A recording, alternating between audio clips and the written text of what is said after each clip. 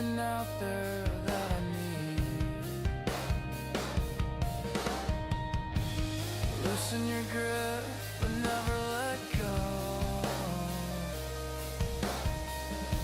I'll always love you, just like you'll never know.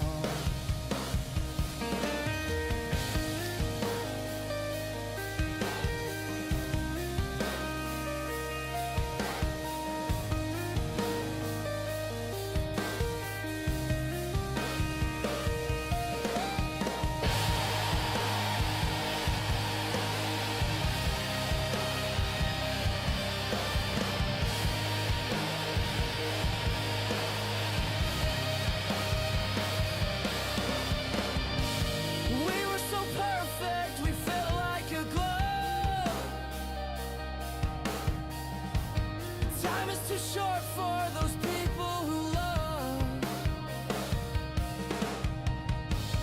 Please be patient and never fear. Just close your eyes and I'm always near. We were so close, yet so far away. Dreaming of you.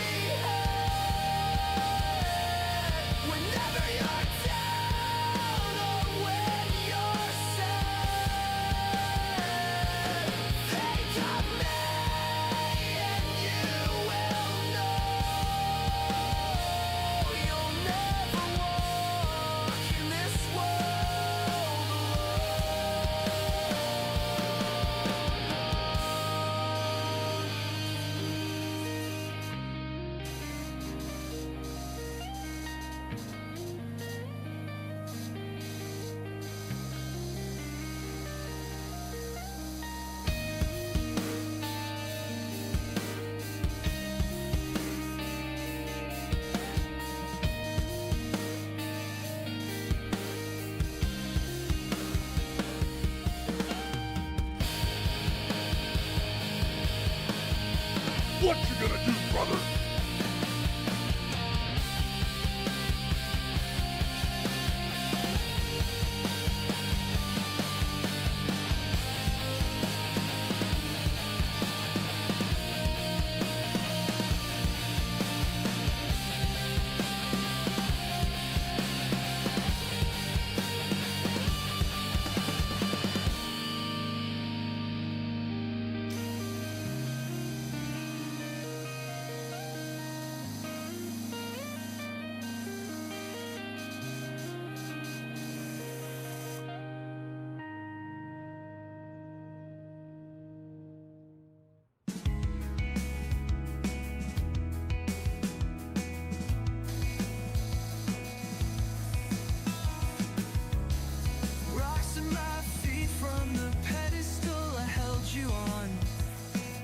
Days of smiles are now long gone.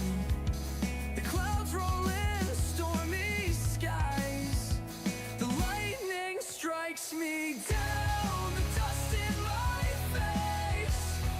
Pick myself up from the ground.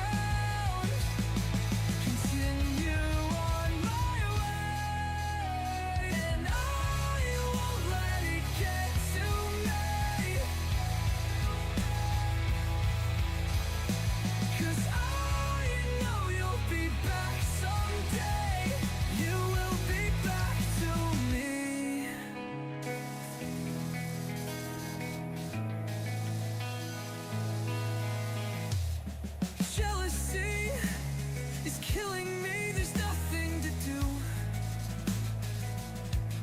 but shut my eyes, dream of the times we had.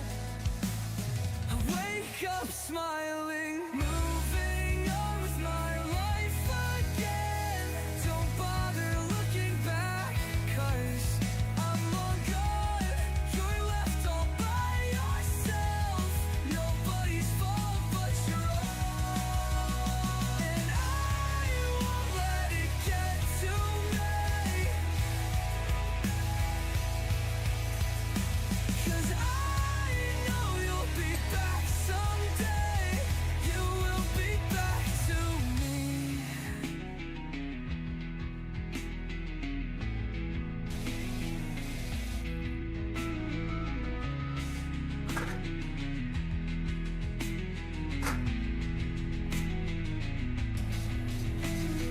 I'm so lost in this, I'm so lost in this, I'm so lost in this world. I'm so lost in this, I'm so lost in this, I'm so lost in this world. And I won't let it get to me, 'cause I know you'll be back someday. You will be back to me.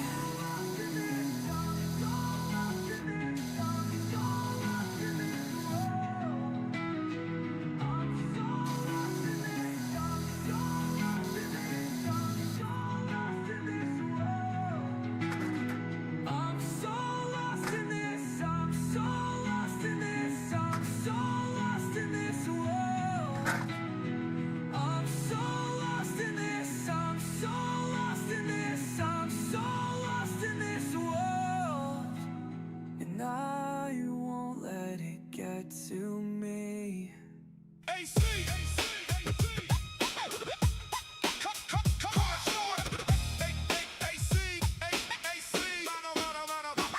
Since 2016, he's been bringing the hits. Controller in hand, he never quits. Got a deck of cards and a retro soul. Streaming the game, gonna reach the goal. Raise those lighters and buckle up. Welcome to the AC Card Shark Show. AC! Card Shark! Far Cry Mafia, house flipper and half I rush. Power wash simulator, open road, skull and bones. Tiny Tina Dragons, Dogma, Robocop, Assassin's Creed. Life is strange, gory, Hellblade, Bioshock. South Park, Fallout Squirrel with a gun in arcade. Paradise, cracked open a cold one. He's hunting the platinums. This is the AC Card Shark Show. AC,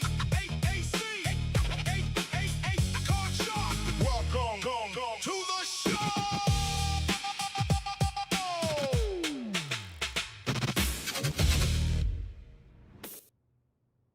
What's up, guys? HD Card Shark back again. Back with another stream. We're back live on a Tuesday. As always, starting out with some Power Wash Simulator 2. Trying to get this last level complete.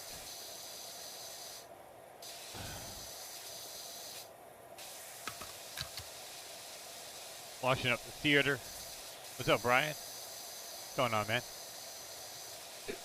Ooh, excuse me.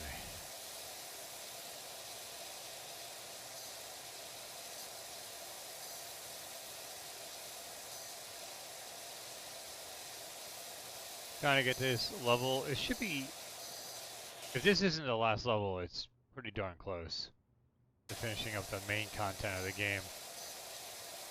I mean, you would hope, because I'm like 150 hours into this game.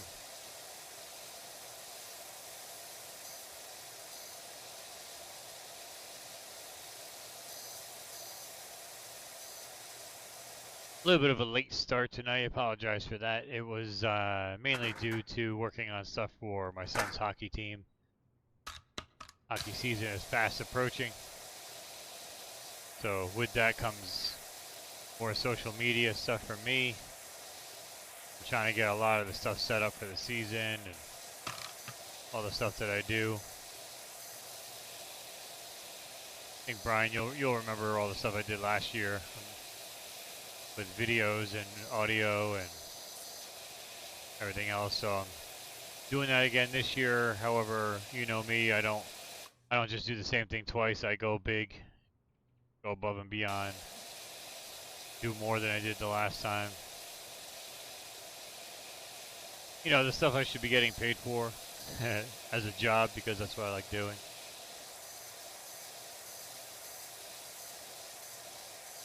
So we are going to be hitting up some Power Wash for a bit. It gives people time to, you know, settle in and get to the stream and get some talking out of the way and all that stuff. Yeah, I think I sent you a bunch of links last year, didn't I, Brian?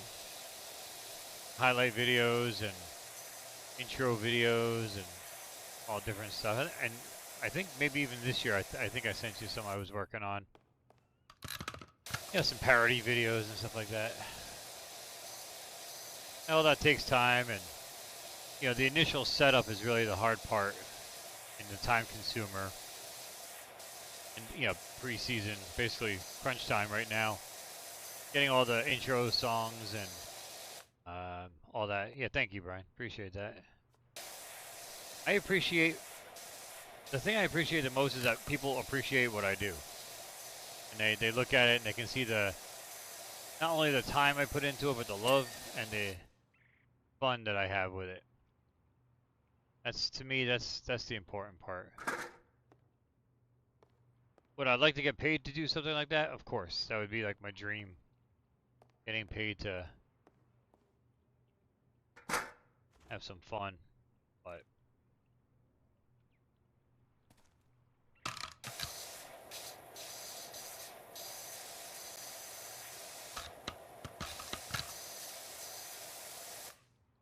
been watching all your content since the beginning. Yeah, I appreciate that, man. Like I said, it's the labor of love. Yay. Oh man, I'm not done yet? God, there's another scene? This has got to be the last level. Look how many scenes are coming out. More dirt.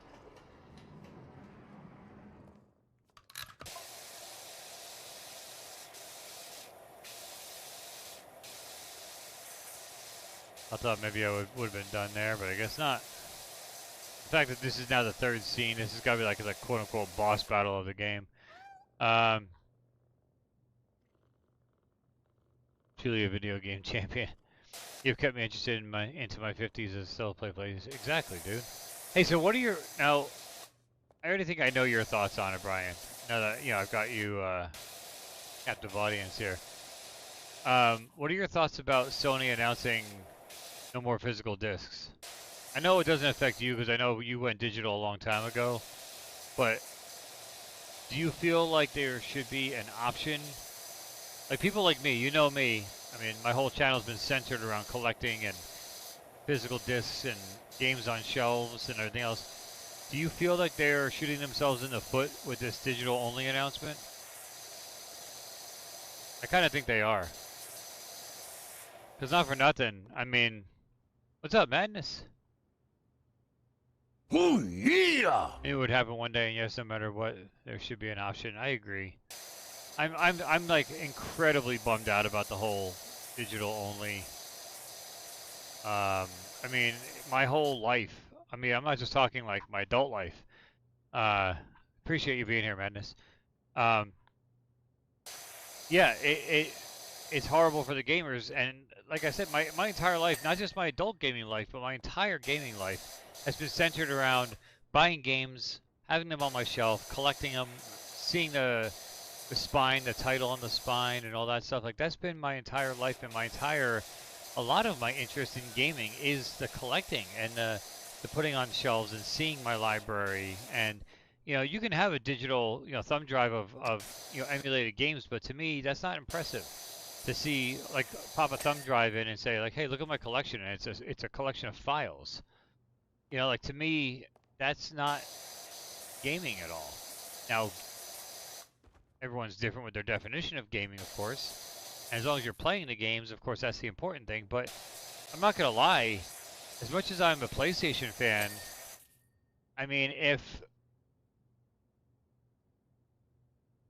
Xbox, you know, like Yeah, floppy disk, exactly. Now, if Xbox comes out, let's say with their next gen and whatever they are going to call it, you know, whatever the new Xbox is, if they come out and say we're going to offer physical discs, that might be enough to actually pull me away from the PlayStation platform and go back to just playing on Xbox. Now, the last 2 generations, my Xbox has collected dust because I preferred PlayStation, but that's a deal breaker for me. You know, this whole digital only now, you know, do I feel like they're going to do that? No, I think Xbox is probably going to do the same shit because they're going to look at it, especially because they're hurting so bad over the last 2 generations and losing so much fan base.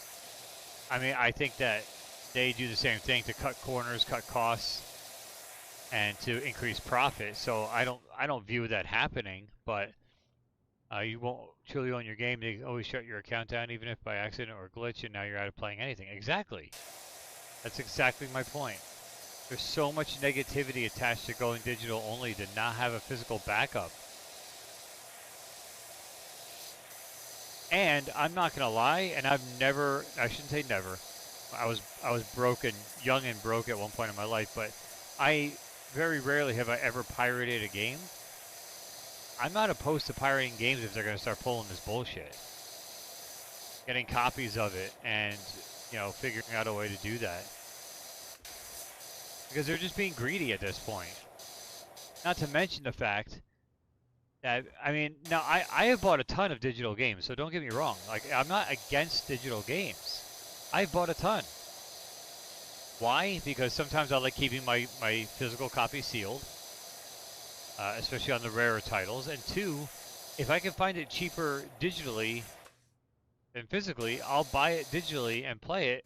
And then if it ever gets cheap physically, I'll pick up a copy for my shelf just to add to the collection.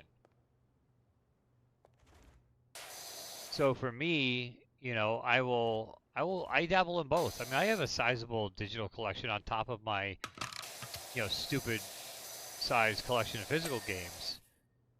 But I mean, I like having the choice. I like to know that I can sit there and say, okay, the game is $70 physically, and it's not going on sale. Oh, it's on sale for $39.99 digitally.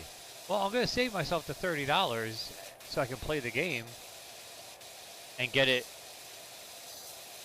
as a digital copy. And then, like I said, one day when the physical gets cheap or I find a used, that's when, you know, I go and I pick up a physical copy of it. If anything, it helps the company because I'm double dipping on their games that way. There are so many games that I've double and triple dipped on because of physical versus digital, and then sometimes they'll put like a collector's edition out. I mean, there's so many games I don't even know if I can name them all that I've sat there and bought at least 2 copies of. You know, most people are, you know, regular sane human beings, and they say, well, I already got it digitally, that's it. Like, I'm not going to buy another copy of it. Not me. I'll go buy a physical and a digital copy, especially if I really like a game.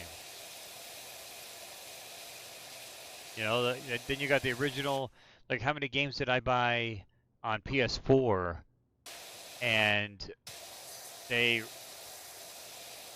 put it out digitally, then put it out physically. I bought 2 copies on PS4, and then they come out on PS5 and remaster my favorite game on PS5, and I go out and buy the PS5 copy, maybe even digitally or physically on there too.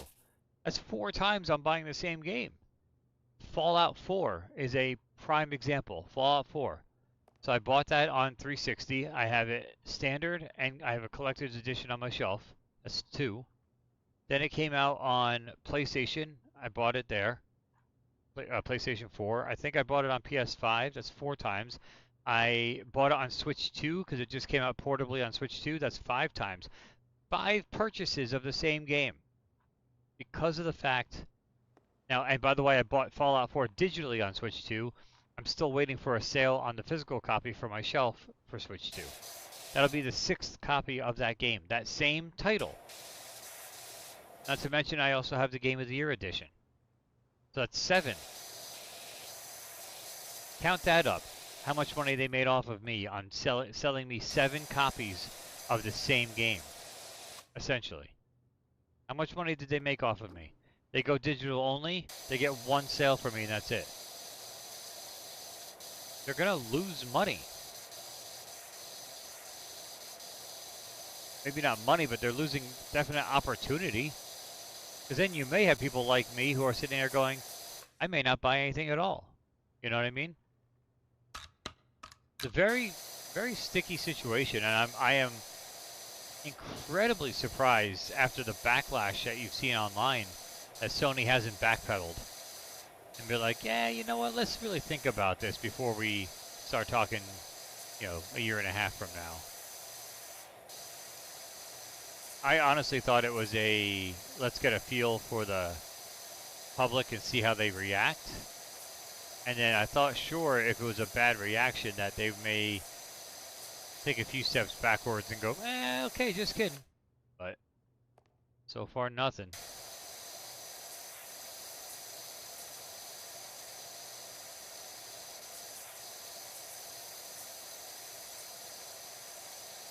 We'll see, I guess. You know, I mean,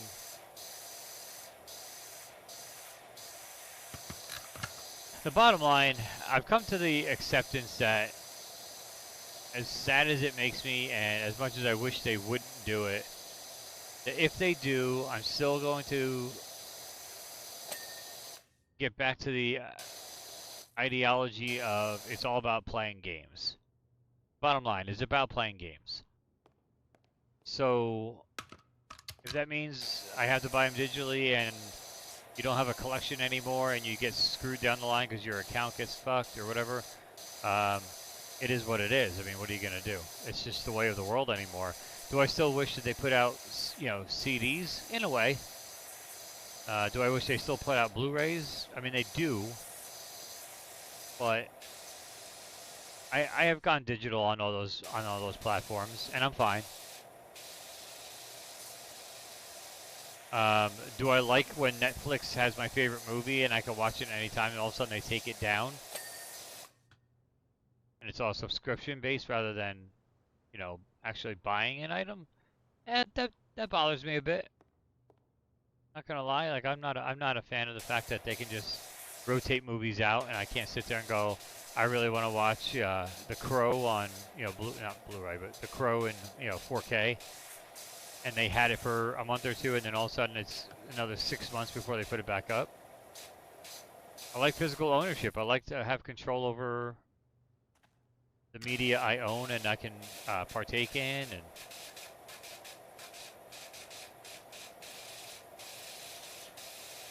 I mean, does it?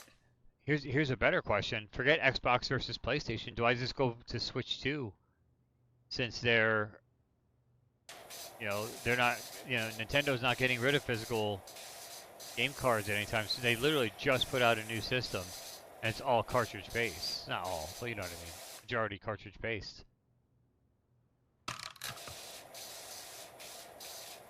Do I go that way? And do I just say, I mean, I have my Switch 2 plugged into a dock. Why can't I just do it that way? I can. That's an option for me.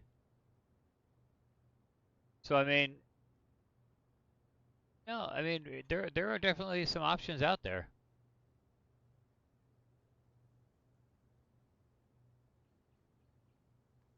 But anyway, enough of my ranting.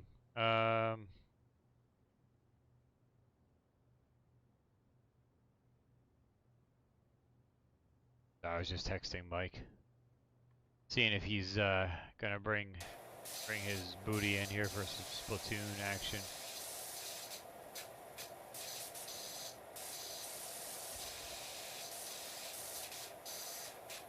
I would like to have some more Splatoon time with him. That was a lot of fun. What's up, Ninja? Yeah, I'm pushing for that 3K, but unfortunately, I think YouTube's messing with my hours. I don't know if it's because of leaving it on all night or what. I think they're really looking into it.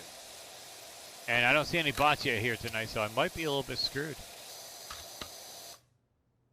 Spent decades collecting. It's a slap in the face to do all that work over the years. Yeah, I'm pretty pissed. Pretty pissed. I mean, I know it's it's old news, but I don't think you, Brian, you and I really never had a chance to talk about that. I like getting people's perspectives.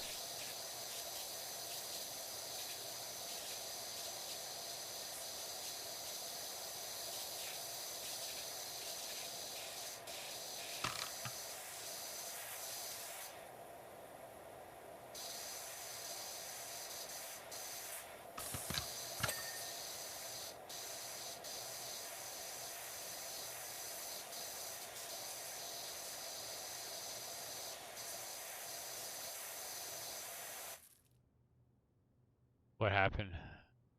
Oh, you live stream. I don't. Well, they're days behind in accumulating my hours, which is normal. But at the same time, the hours don't seem to be lining up with the correct numbers. We'll say, like the amount that they're saying I have towards my eventual partnership compared to like my hours count shows when I look it up on my YouTube Studio, it shows 3,200, which means I'm over the amount that I need. You know, they're still pending hours dating back to like last week, which is fine. Like I said, they have to like, you know, review it and whatever. But the amount of hour difference, it's like a 1,400 hour difference, and there's no way that even with leaving the stream running that I'm owed 1,400 hours based on the number of streams that were in between the date they have accounted for and today's date. So I think they're kind of screwing me over on some hours. By the way, also, what's up, Matt? By the way,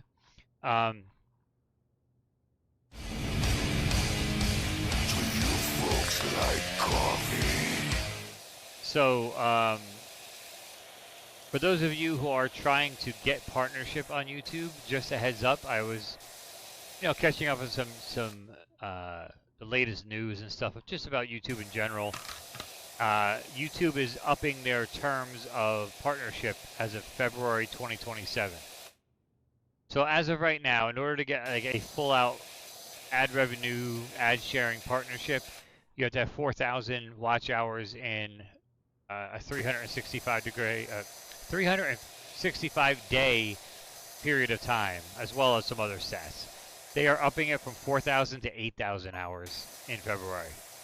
So if you're not grandfathered in by already being partnered by then, your new requirement will be 8,000 watch hours, not 4,000.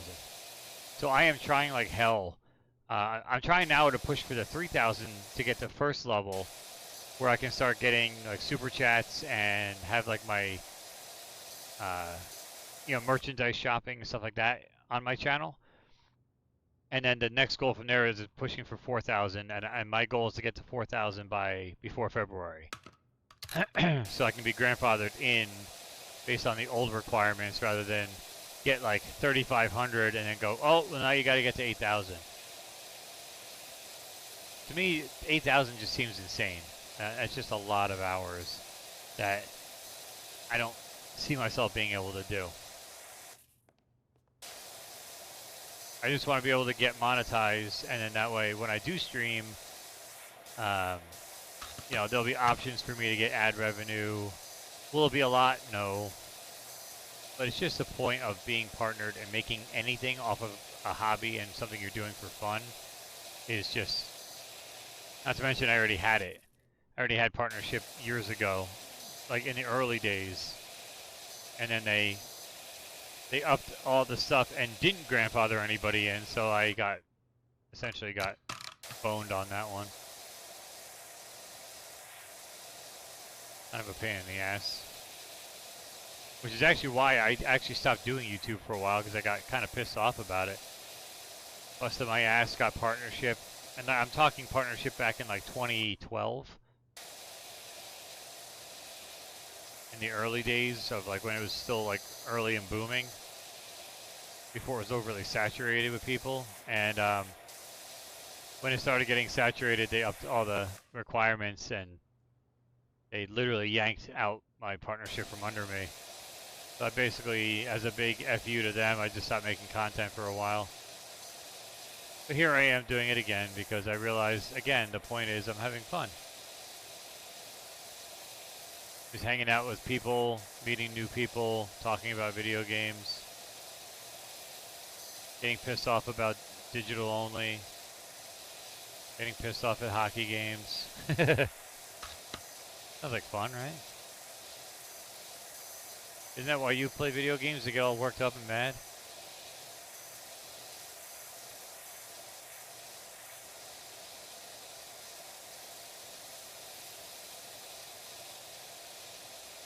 Anyway, what's everyone doing? I feel like I've been rambling. Is anyone gaming right now? If so, what are you playing? Even if you're not gaming right now, what's the game that you're currently ass deep in playing and involved in? For me, it's this game. As you can see, I have 145, right there, 145 hours right now in this game. I love it. This is my relax after a long day game. Yes. Change scene again? Dang it. Whoa. Let's look at a cat purring over here. What up, cat? What up, cat?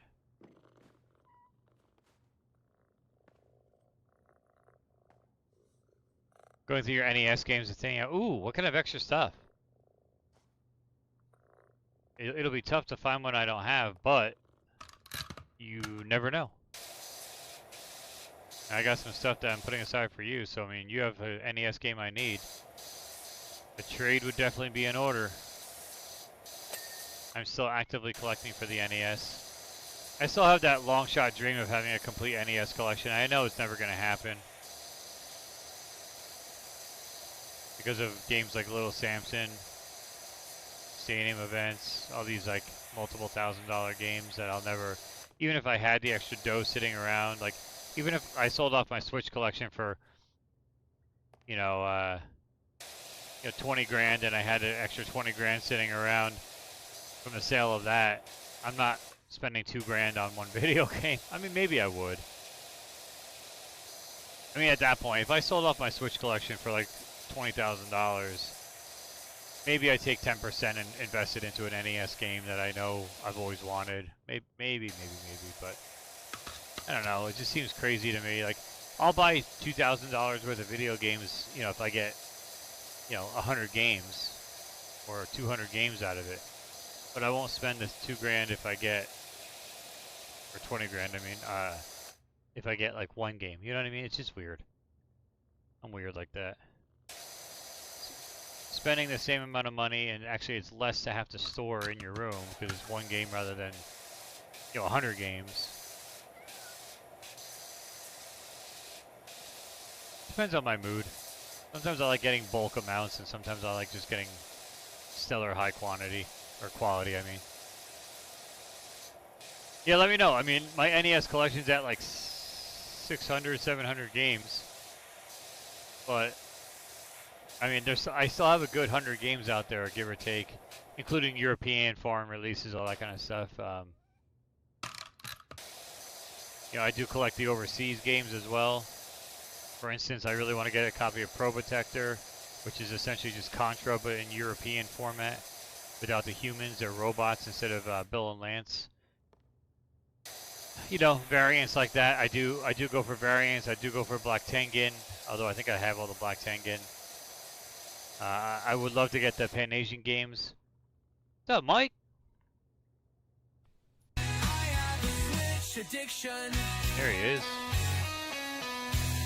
Yeah, dude, don't be sorry. If you're working on your video, I totally get it.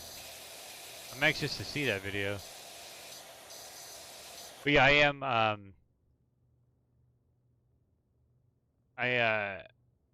I definitely am looking for. I'm still dreaming about that complete NES collection. I'll get it one day. One day. One day I'll be a real collector. They're all still sitting on my shelf, and I could be making some ridiculous bank right now if I just sold off my NES collection. My Bonk's Adventure alone is like $800 for one cartridge. Cowboy Kid's like 500. Kid Clown is like 500. I mean, I could be rolling right now. And it's tough. It's tough for me to sit there and justify holding on to it because I mean, the NES is so easy to emulate. Like, you need like a 16th of a thumb drive, you know? And you can sit there and play it as much as you want. Like, you can play all the games with no problem. There's something about those original cartridges, holding them in my hand, I absolutely adore it. You know, the original controller. I can't believe I'm almost done with this level finally.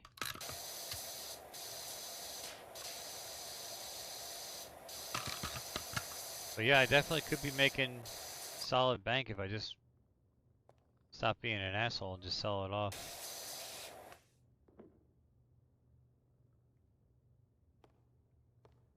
And that's the thing, like, I'm just afraid that I'm gonna get to the point one day where, I mean, I'm already 45 years old.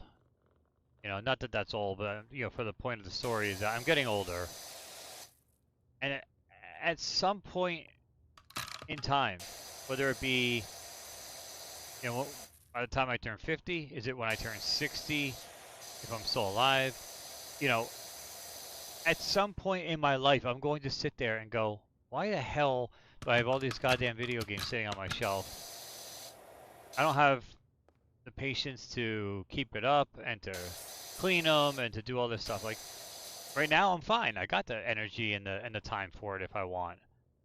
But there will come a time where I'm going to sit there and look at it as a burden to have rather than a stellar collection that I've built over 30 years, you know, or 40 years.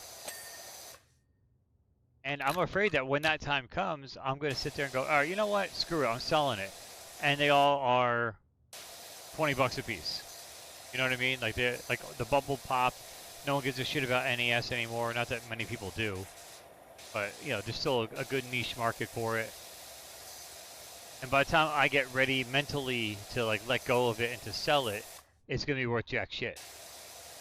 And I'll have taken up all this room in my house for decades for literally no reason because I'm getting pennies on the dollar compared to what I could have gotten for it. That's a big, you know, it's like reverse FOMO. It's definitely a thing. Fear of missing out on selling rather than obtaining. You know, do I strike while the iron's hot? Like, I know PS3 is going through the roof right now. Do I strike while the iron's hot and say, man, I can get, you know, whatever, I'm picking a number, $5,000 for my PS3 games right now. What do I do? Stop speculating or stop trying to speculate and hold on for the future and just say screw it, sell it now, get rid of it, and just pocket the money while I can? Or do I sit on it? Because part of me wants to sit on it because I know if I sell, I don't know, pick a game. If I sell Africa for PS3 for, like, let's say 300 bucks right now, and then a year from now I see it's 1,000, I'll be pissed. Why didn't I hang on to that? Why didn't I just wait? Why wasn't I patient? But if I sell it and it goes down to 100 bucks and I got 300 for it, I'm going to sit there and go, well, hell yeah, that's awesome. I'm glad I did it when I did. I mean, I did some speculating with, you know, pop figures. The best there is, the best there was, and the best there ever will be. Bullshit! You know, I speculated with pop figures. Amiibo. Amiibo was a huge speculatory thing for me. Lost out.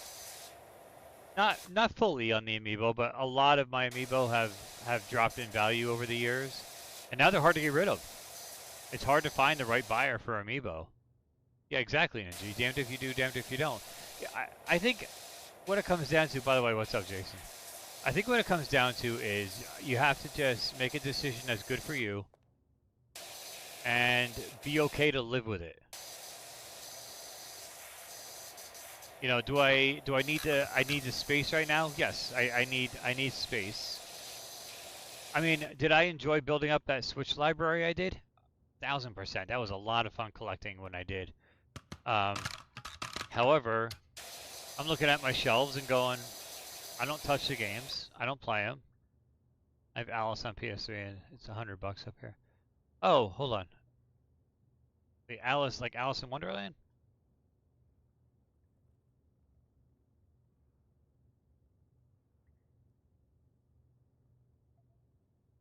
Yeah, Madness Returns. Is that what you're talking about?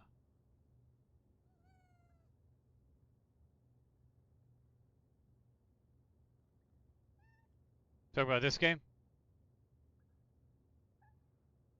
I picked it up on that's an original green case. That's the green screen doing its thing. Yeah. 3D Dot Game Heroes 2. Yeah, I've got that too. That game's amazing. I love that game. Yeah, Alice is I got this for $32.99. Well, you know what? I want to look it up. I want to see what it's going for here.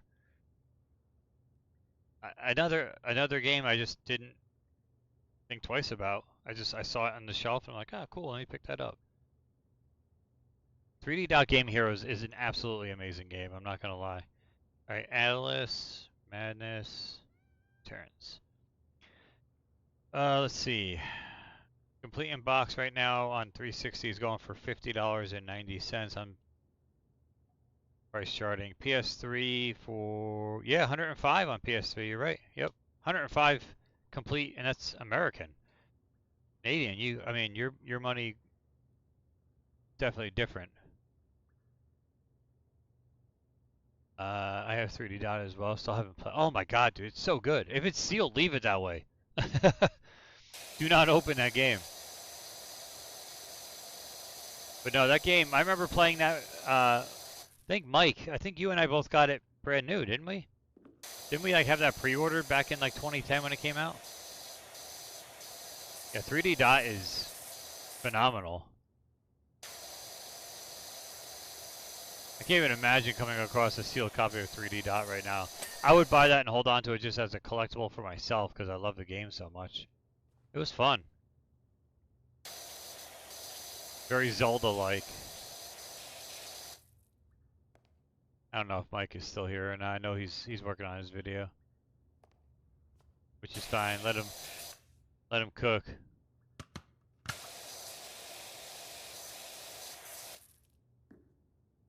He's making a new skit video.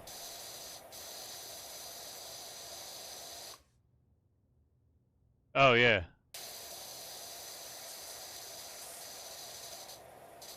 Yeah, I remember you and I talking about it on our before our podcast. It was like the YouTube show that we did, the Shark and Pixels show.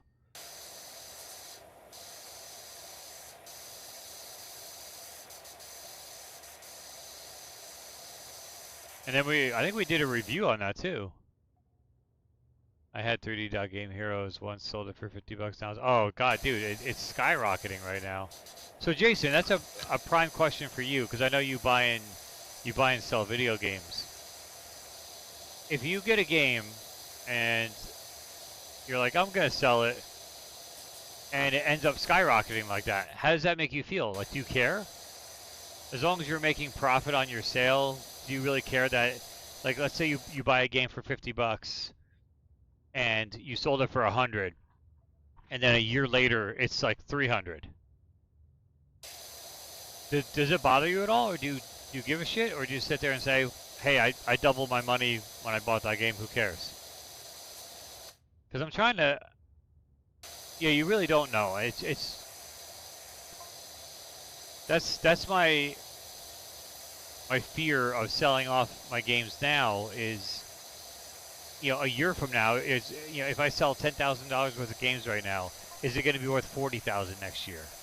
Could I have, had 4 times the money instead?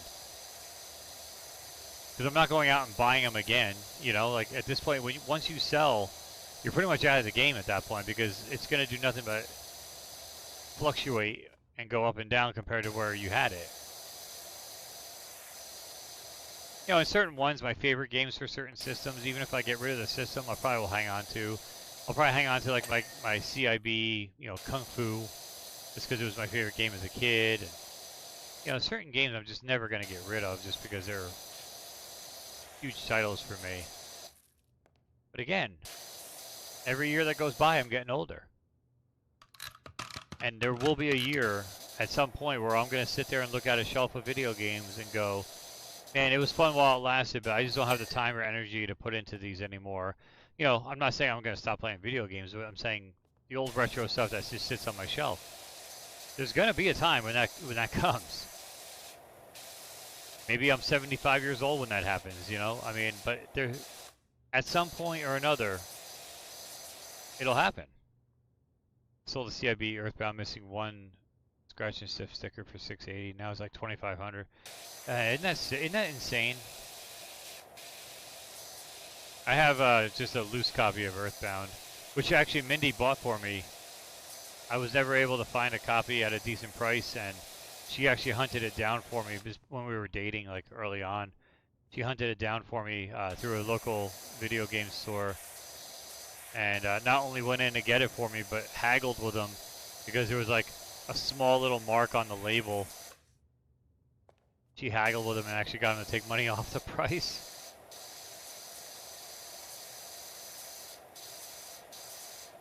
I got home from work one day and he handed me like this gift bag. I opened it up. It was a copy of Earthbound with like the little protective plastic sleeve over the cartridge on the, like the Super Nintendo sleeve. It's freaking awesome. She's the best.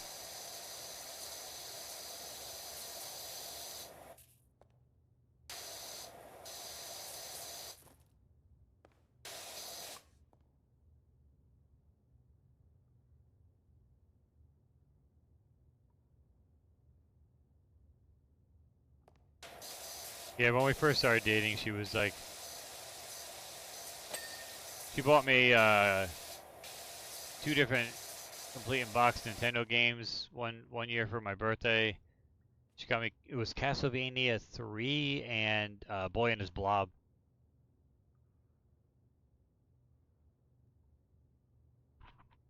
That's crazy. Earthbound for $20. She bought me an Atari, my first Father's Day. She bought me an Atari 7800 console with a handful of games and an Alf lunchbox, a vintage 1980s Alf lunchbox. She gets me. That's the stuff I'm into. I still have it all. It's still all sitting on my shelf over there. The Alf lunchbox was the exact same one I had when I was in first grade.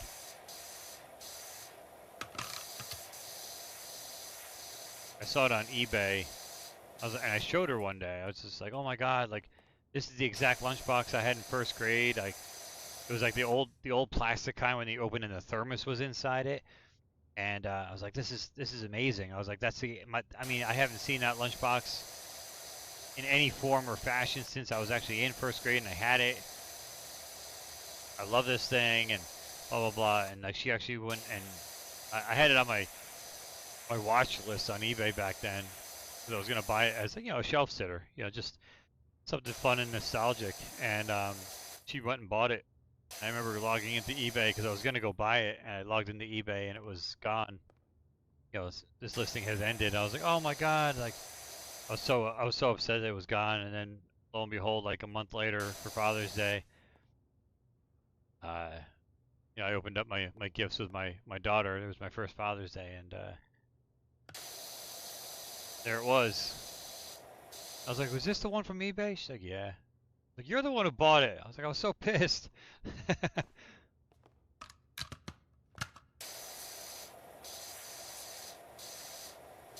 Just little gestures like that make all the difference in the world. So cool.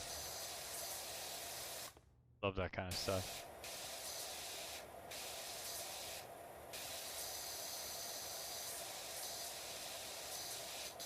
So who we missing tonight? Oh, about 100 bots. That's right. I'm telling you, Mike. If those bots stop, I'm screwed. I'm not getting that 4,000 hours by February. I'll tell you that now.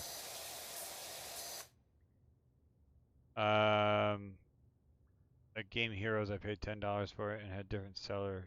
Tried to get it from the buyer, but he's a douche and has a bad reputation. Nice. When did you get that game for $10? Recently?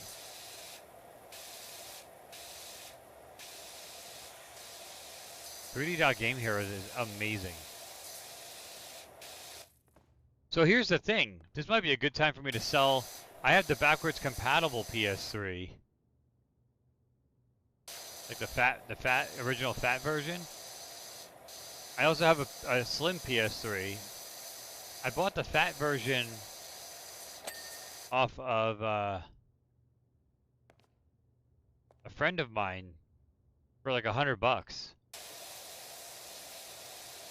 So I have the original, like 60 gig backwards compatible PS3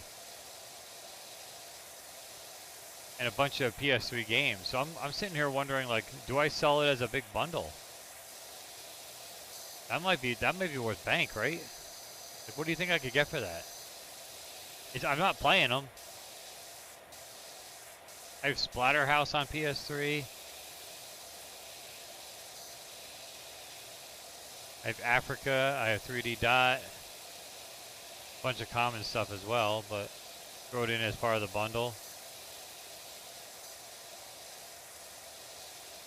I could probably get some decent scratch for that, right?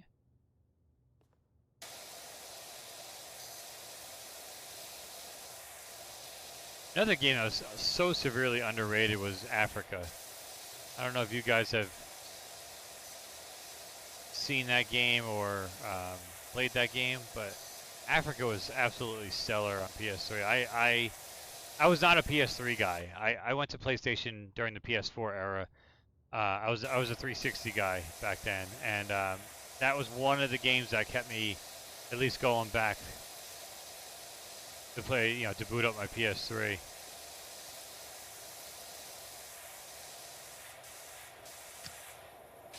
I am trying like hell to get this level done tonight. Jesus.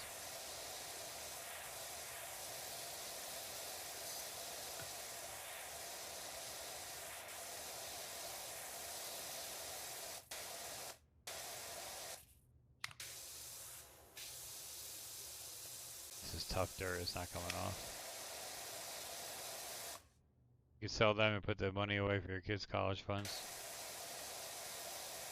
We already started doing that, but I don't know. Mindy and I have varying perspectives on that. When I went to college, my parents were like, hey, here's how you get in. Here's how you apply for financial aid. Good luck.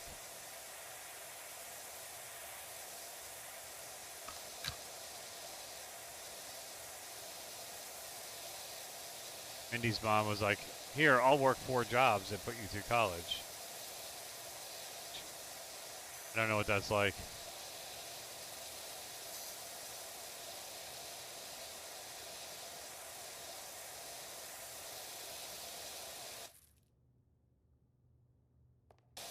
Right? I mean, like, that's all I know. Hey, we're not made of money. Here's how you get loans and grants, scholarships. Go make it work.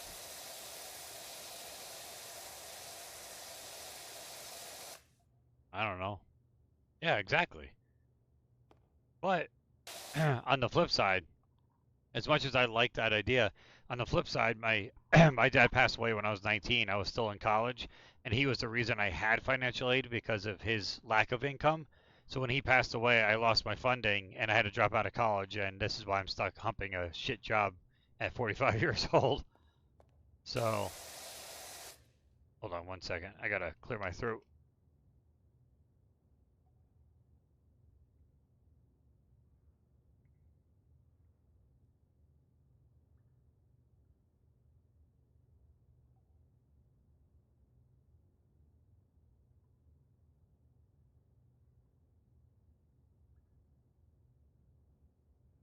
I think it's better.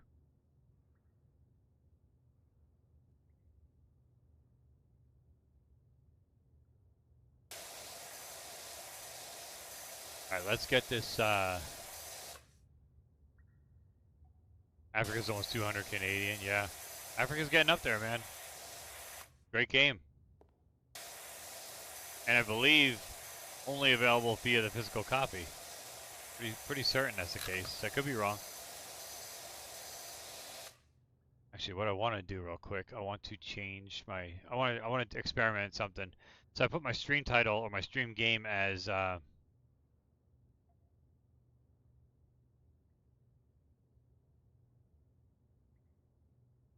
Sorry, as a power wash, I want to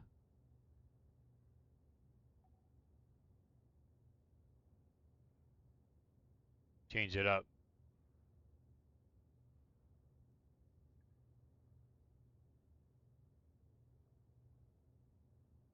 Want to include Splatoon in the titles and the game I'm playing and see if that makes a difference, because that's when all the people started filing in the last couple of streams. So let's see if that makes a difference. Oh, USD.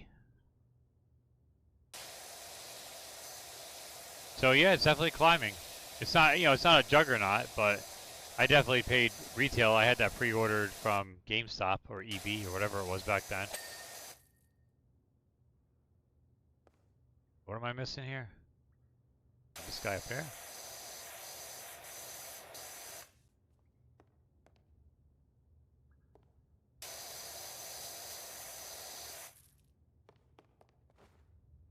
Oh, I didn't get the front, that's why. Like, where the hell is there dirt? The other side.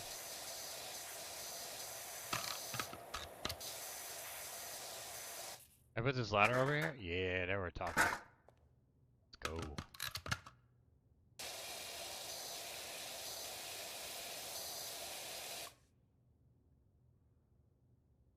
$135 USD Splatterhouse. Yeah, that's going up too.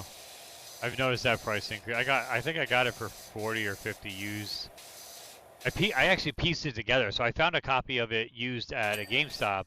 However, it was in a generic, crap box. But to find the game at all was like a huge find. So I did buy it. One of the few times I actually chose to buy generic box art because I wanted the disc. And then I went on eBay and basically set up a search for looking for a case only, because people, whatever. Oh, another job. Holy shit. Look at this level. 4 different sets. That's the first one, the second one, the third one, fourth one. Do I have a list of games I need? I do, but not like one I could email or copy. It's in like my app. It's a lot of the rarities. It's a lot of overseas copies. So like European exclusives, Australian exclusives, Pan-Asian games, heavy hitters. God of War collection, $70. I gotta get back to my PS3 collection. It's packed away.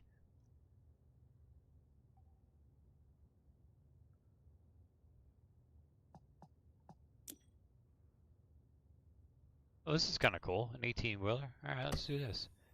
Probably gonna hit up Splatoon in a few minutes. Hopefully, I know Mike is busy. But hopefully, we'll get a little bit of time in on it. I think it'll be fun. I might just jump in solo, to be quite honest with you.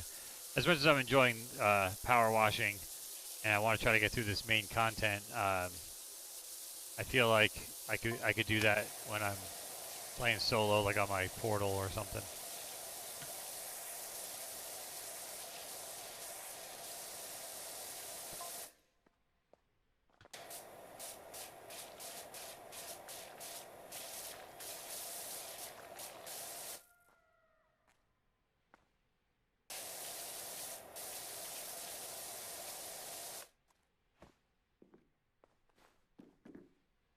What the hell?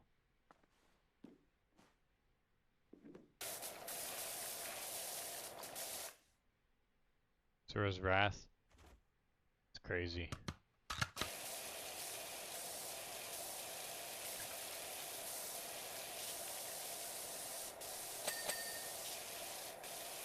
Got some clean wipers. Nice. Got this windshield done. Look at that. It looks so clean.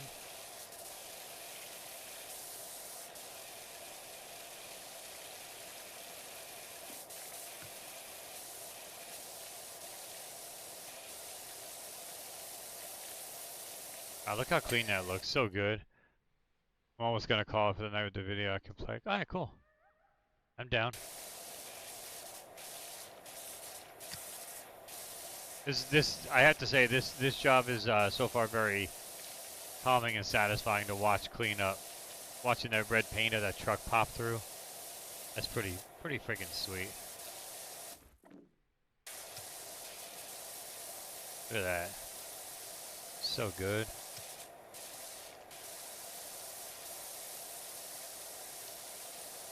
I actually found my power washer in my garage. I was cleaning out some of my garage. I found my power wash, my actual real life power washer. I'm like, ooh. I'm like, I gotta bust this thing out. My back deck needs it.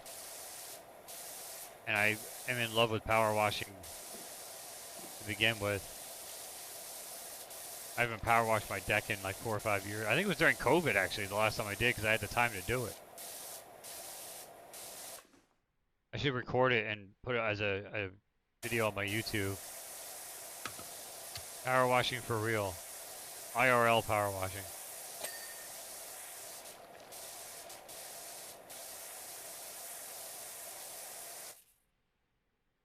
Sora's Wrath is expensive now too. That's so crazy.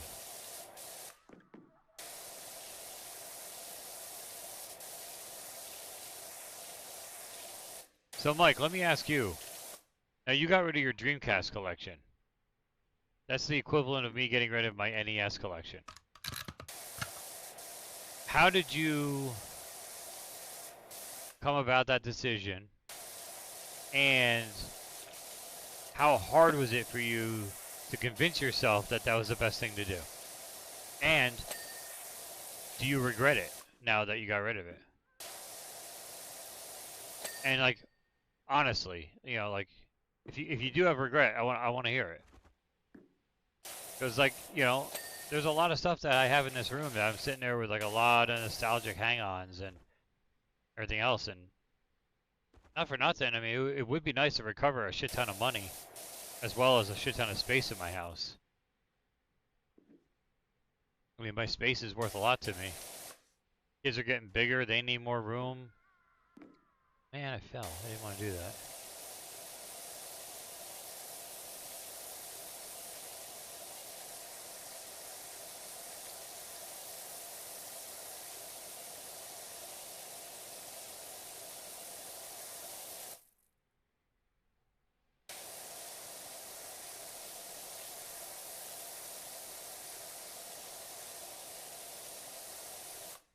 I'll play them and I can emulate them.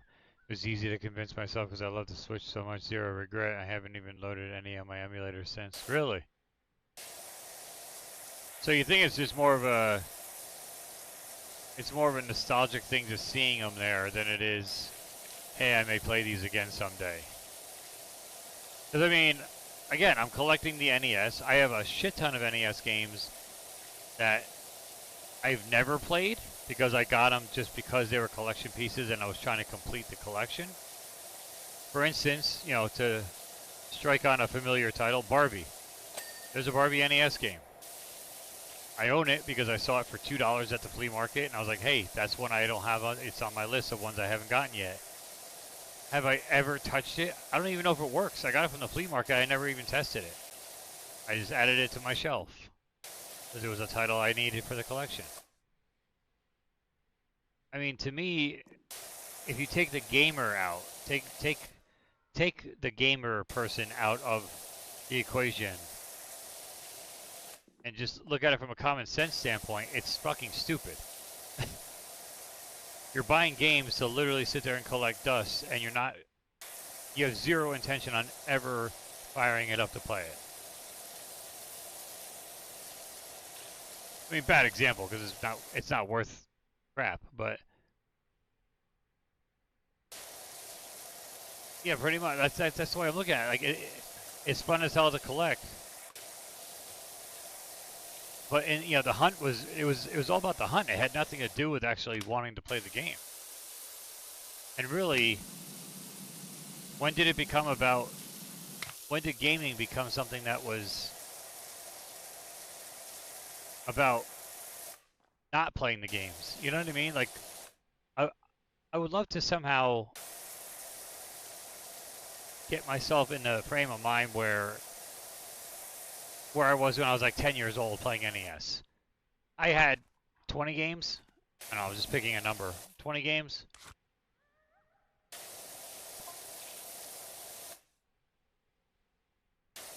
And I played the living hell out of all 20 games. Baseball Stars, Bases Loaded, Punch Out, you know, Mario, Zelda. But I mean, literally, I mean, if you go back on my channel long enough, and you look at really when my YouTube channel started was when the collecting really came into play. YouTube, I think, honestly, I feel like YouTube changed my gaming habits. And it became more about, let me see what I can find, let me see how much I can find, let me see if I can find that game that everyone's talking about, let me see if I can find it cheaper than what everyone else got it for, let me see if I can build my collection bigger than this guy, let me see if I can complete this collection just because I don't see a lot of people complete, like Wii U. I mean, no regrets on that. I absolutely had an absolute blast tracking those games down. That was fun as hell. And I am proud every moment that I walk by my Wii U shelf and see a complete collection. However, when was the last time I turned my Wii U? Well, actually, I turned it on recently. But when was the last time I turned it on to actually sit and have a gaming session with it? It's been a long time.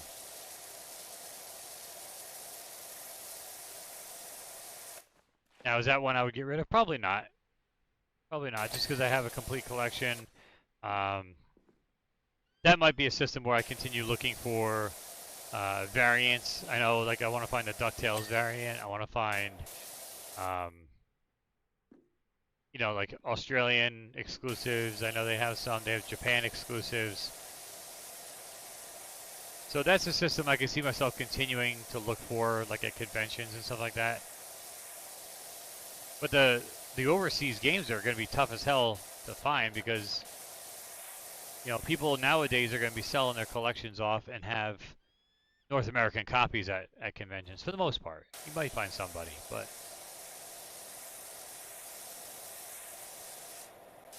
I started collecting for the, you know, 8-bit Famicom. I bought Punch Out again. I bought Zelda again. I bought, you know, I mean, this is not, there's no North American on this one. Oh, my camera's off. You know, I bought the disc drive version of Mario 2. You know, now that's an exception only because of the fact that there's no, yeah, well, there is. Super Mario All-Stars had it, but you know what I'm saying.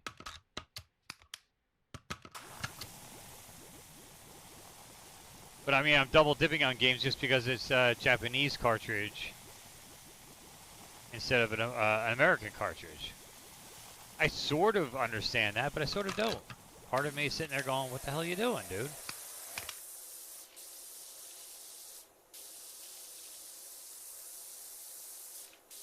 I got multiple voices in my head.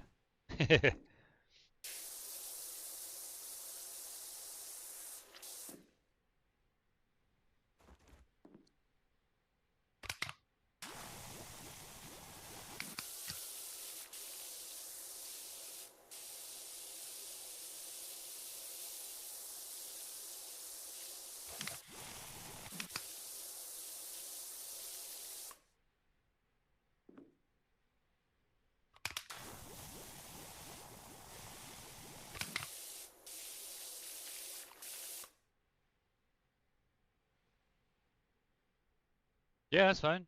Yeah, go ahead, man. I feel like I've been talking non-stop, and for some reason my voice, I feel like I'm straining my voice, and I'm not sure why. I hope I'm not getting sick. So, feel free. Going to Kieran, what's up?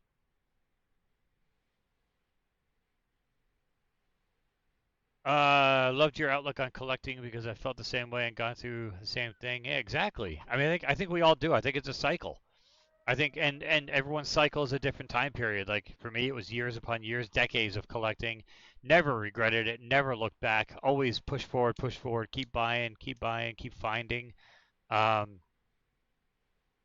as of late, you know, I'm in my mid 40s now, and I'm just sitting here going like, why? Why? So I don't know. I don't know. I have collections I've considered selling. I can't bring myself to do it. I'm right there, man. I'm piecing out my Switch collection. For some reason, no attachment, no worries there for me. I just want to thin out.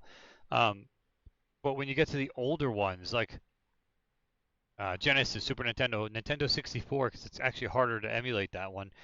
Um, certain systems, I'm sitting there going like, "Ooh, like I had that when I was in high school. I had that when I was in fifth grade. I remember going out and buying that with my allowance, and the nostalgia and the memories that are attached to it are more so, I think, what's holding me back than the actual item itself, like whether or not I'm going to use it or not.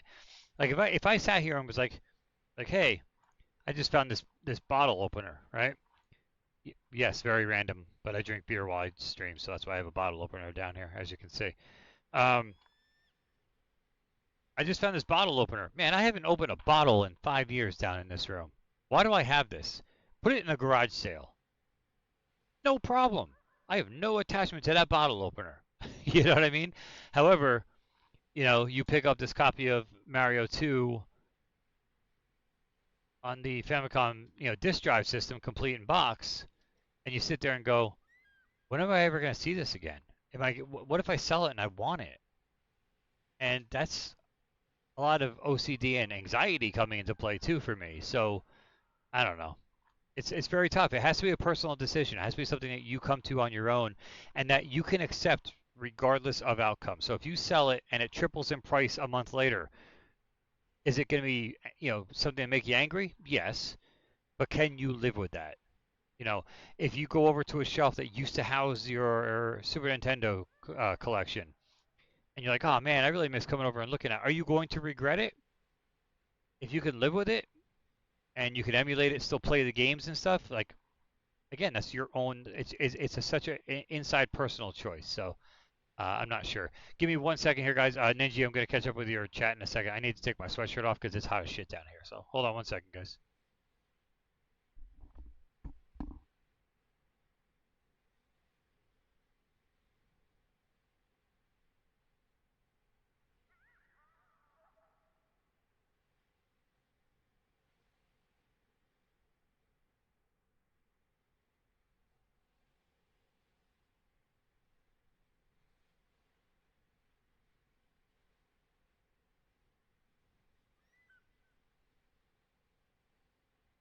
All right, I'm back.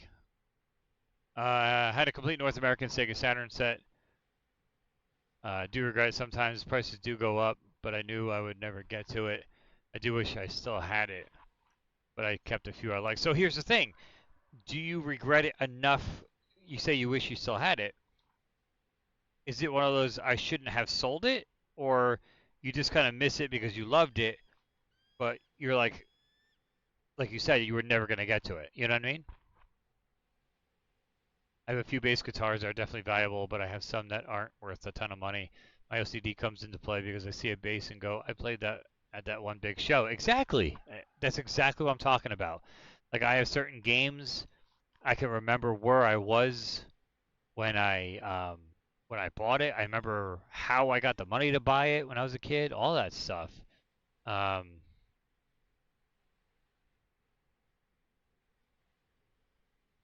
and it becomes a vicious cycle of me not being able to sell instruments over some roided up memories, but I'm not playing the bass anymore, so why keep it?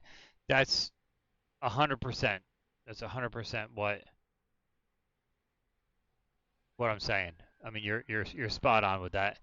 I miss it, but it was the right decision. Right. So here's the thing: do you emulate Ninja? Do you have an emulator where you can still play the games and get that nostalgia from playing that game, hearing the music, playing that controller? Because that's what I'm working on now. I'm working on. I shouldn't say I am. I was working on for a long time building an emulation computer to just emulate old games, and then that way I can still play them if I ever miss it.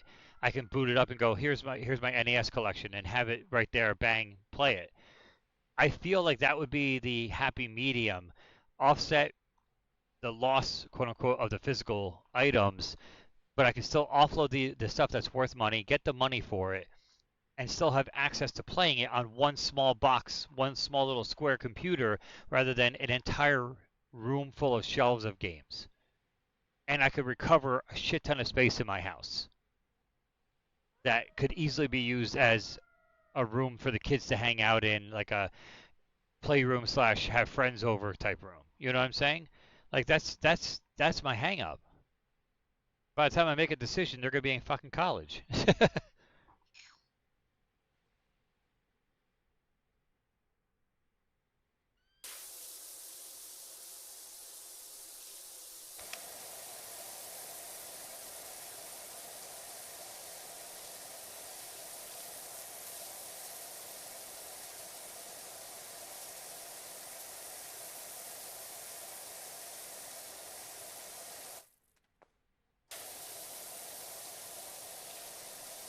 By the time I clean out this room, it'll be ready for my grandkids to play in.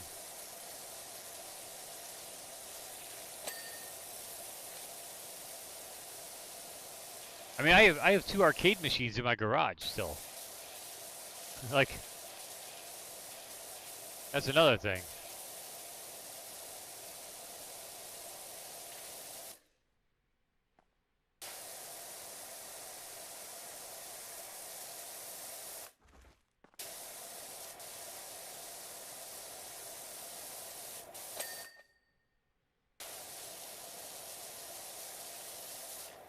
And when I say I have arcade machines, I mean like OG, full size. I'm not talking arcade 1-up. I'm talking like OG 1980s vintage machines. Well, sort of on the one. The one was kind of Frankensteined a little bit, which was, you know, par for the course.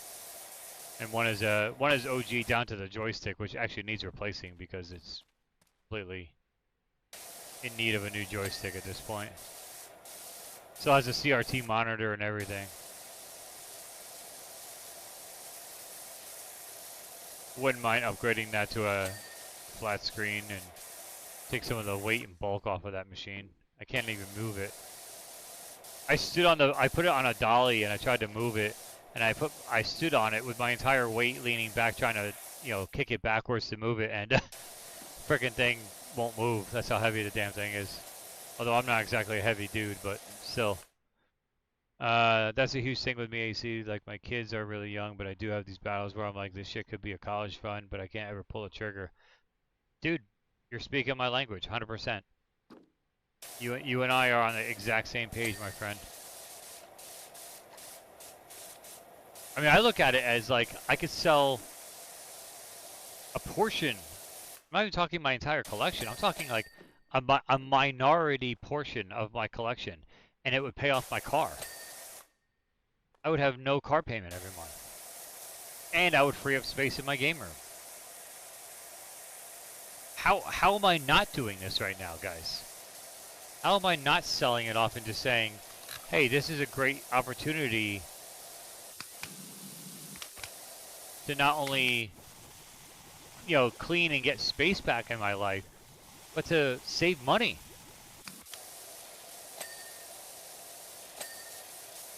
And, you know, I've gotten, like I said, I've gotten to the point where I am selling off my Switch stuff, and I do have some valuable Switch stuff. That's the thing. But I got motivated enough to do that. But now, like, I sold most everything I had on eBay. I sold. You would think that would motivate me further to sit there and go, here, let me get another batch of 20 games or 30 games put on eBay. Nope. I separated them into a box of stuff I want to sell, but I haven't taken a single picture or posted a single game. Why? Like, what? Like, quite literally, what is holding me up? Why am I not doing it? It's very odd. I think I would probably be more inclined to do it and do it faster if I had a place that where I could just take a box full of games and just sell it all in one big swoop and not get bent over on the price.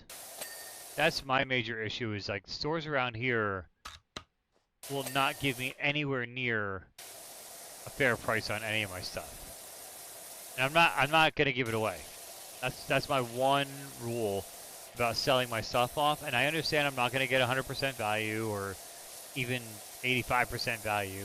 I get it. But I'm also not gonna give it away for 20% value. And a lot of the places around here are looking to give like 20-25% on the dot, like 25 cents on the dollar, essentially. That's not gonna. That'll never happen in my lifetime. As long as I'm alive and breathing, my games will not be sold for 25 cents on the dollar.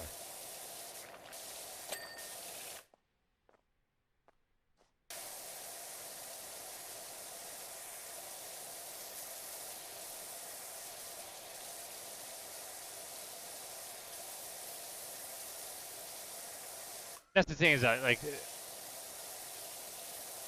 you know, if you're selling to a store, and I get that that's a resale opportunity and inventory for a store, and I get it. But there should be a way that both the seller, the original seller, and then the reseller should be able to come to a nice compromise and say, hey, you know what? It's a little bit more than I wanted to give you, but there's enough meat left on the bone for me.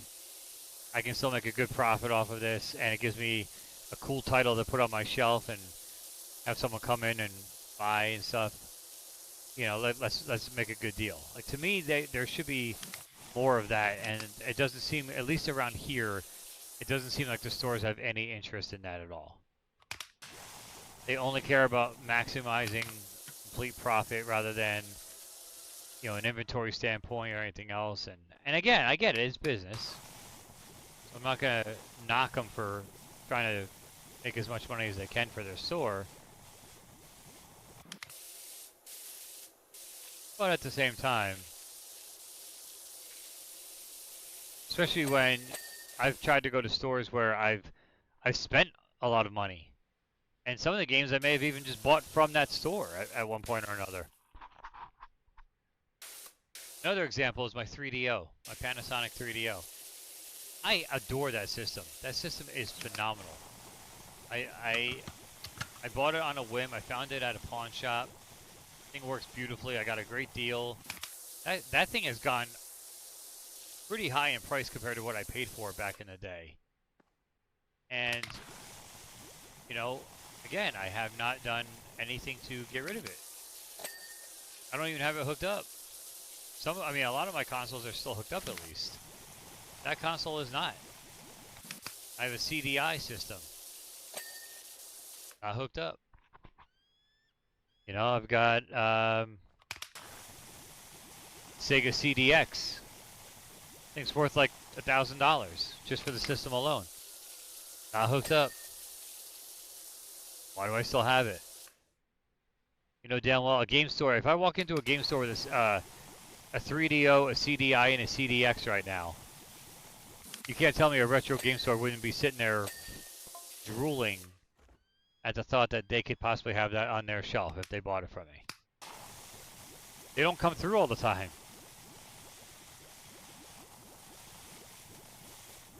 Hey Mike, remember that JVC system? When you were here, we went to the flea market, and it was complete in box CDI, EYE. Every time I watch that flea market video of you and me, I always sit there and go, why the hell didn't I buy that? It was like 180 bucks or something like that. Or 160 bucks, complete in box. I guarantee you, you know what? If someone has a phone or something handy and they can look it up, see if you can find a price on that system. If not, I can do it real quick in a second.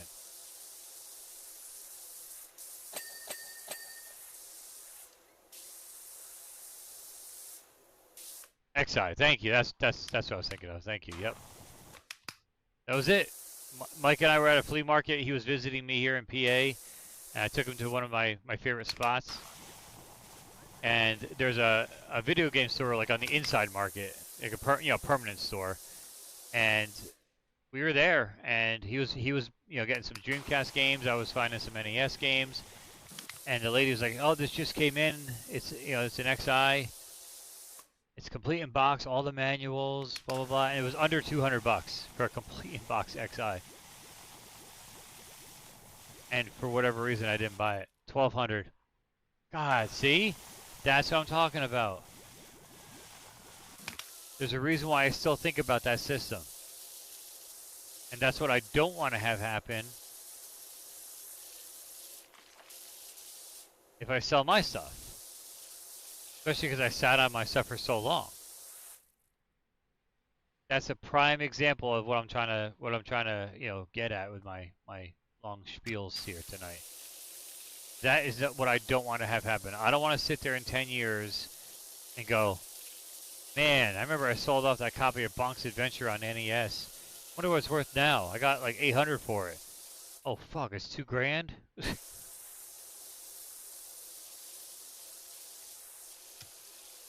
That's exactly where I'm sitting with all this. But then again, there's also moments of like when I got Signy on PS5 in that eBay video a few months back where I was like, oh, I finally got this rare game, and then like a month later they reprint it and it's worth like $50. And I definitely did not pay $50 for it because they reissued it. All right, I need to stop. I'm never gonna finish this level tonight, so there's really no point. Can get a couple dings in here though.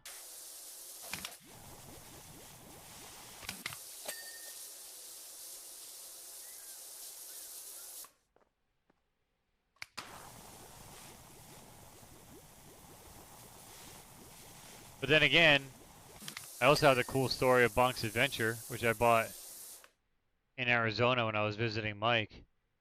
I got it for card only for $80. So I definitely would have 10 times my money on that game if I sold it.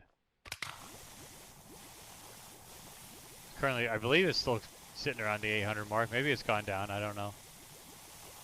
I don't really pay too close attention to the prices because, again, my Nintendo collection is really not about collecting for value. It's collecting for the games themselves because I love that system so much. It's the OG, baby. Or one of the OGs. It's my OG. Well, my first real main OG.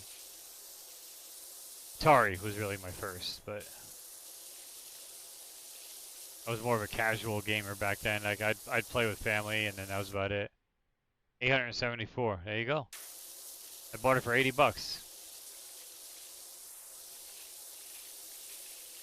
What's DuckTales 2 going for? So that same year that Mike came out here, now you're talking like 2012? Is 875 used, yeah. DuckTales 2. So Mike and I, as you guys know, Mike and I both love the game DuckTales, the original DuckTales. He was coming out to visit me here. It was like, I think it was like in 2012, 2011, 2012. And I ordered a copy off of eBay because I was like, when he gets here, I want to record some episodes for, at the time we had a YouTube show. 300 for DuckTales, okay. So, which that actually went down. I think that was higher at one point. And I bought it for like, I think I paid $40 for it on eBay for DuckTales 2. Funniest part about it is I only forced myself into buying it then because he was coming and I wanted to play it together. And it actually came in the mail the day after he flew home. So we actually never got a chance to play it together. Kind of shitty.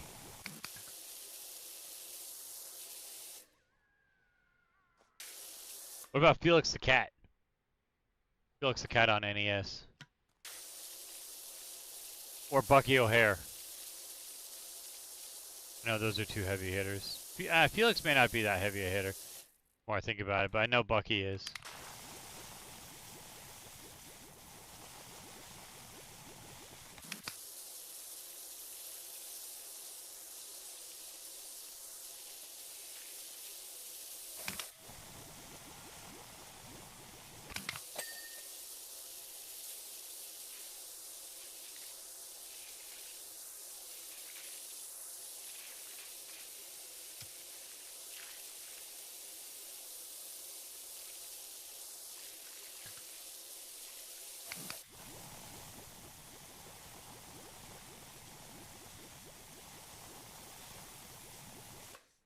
He looks 100, Bucky 185.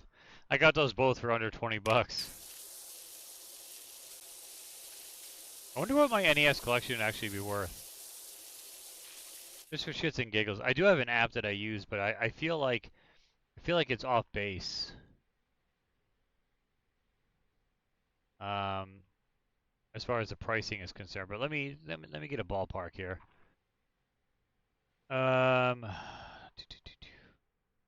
Yes, where are you? I use Retro Game Collector. So according to my app, my collection is 751 titles. And it is currently, they have it worth $30,940. That does not include any consoles.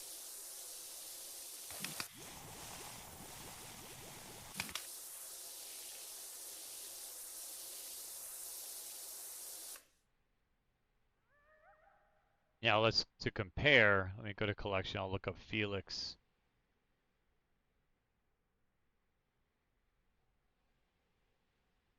Let's see, Felix the cat, they have it at 106 on cart. Remember in 2007, Ryan bought Stadium Events for 700 on eBay, sold it for 12K. Not sure if it was USD or Canadian, but now it's 19,000 loose. Yeah, it's insane, dude. So Felix, they have it as a 106, so close, and then Bucky. Second here. Bucky, they have listed at 228. So it might be a little bit inflated. It depends. I can't believe Bucky's going for that much. I remember I definitely bought Bucky for it was well under like 50 bucks. It was like 20 to 40 maybe. My NES said recent export says 52K. Nice. So you definitely have some titles I don't then if you're that high. Does that include multiple copies or is that just for, you know, like one copy per game? Maybe you do have something I need. Name some heavy hitters that you have, or ones that you would get, of the ones that you're gonna get rid of, I should say. 'Cause I have a bunch of heavy hitters I don't have yet. And like I said, that'll be the collection they pry for my. Oh, you have a full set loose? Oh shit, dude, I didn't know that. I do not. I wish I did.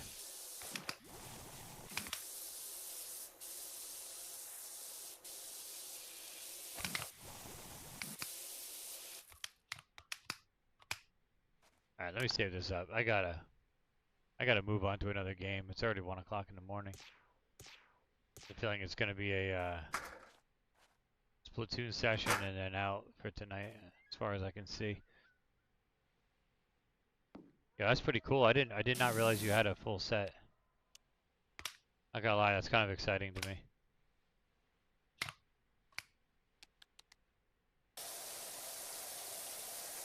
Oh damn, where the hell's this gun been my whole career? Wow, this really picks it up. Look at this. I probably had it the whole time and I've been doing this the hard way. Guaranteed.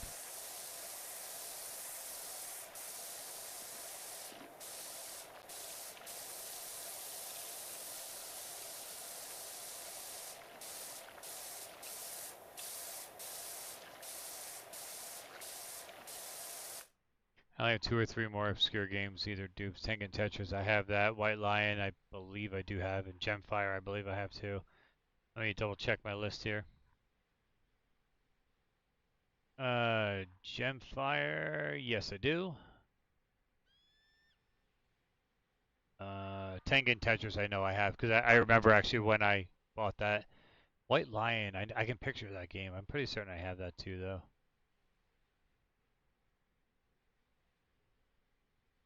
Maybe not. Hold on. Is it called White Lion? Not popping up on my app here.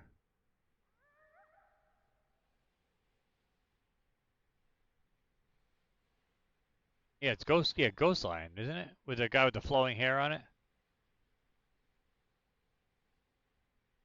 In spandex? Yeah, that's what I thought. Okay. Yeah, thank you, Jason. Yeah, I do have Ghost Lion, and that's exactly the label I was thinking of. Supercars, but that's not really expensive. I don't know if I have it though. Hold on, let me see. Super. Oh, I do have supercars. Yes, I do. That one's it's like a $50 game. Yeah, I have supercars. Ryan traded his loose magical chase in 3K for a CIB copy of same game. Now 10K used. Oh, that's crazy.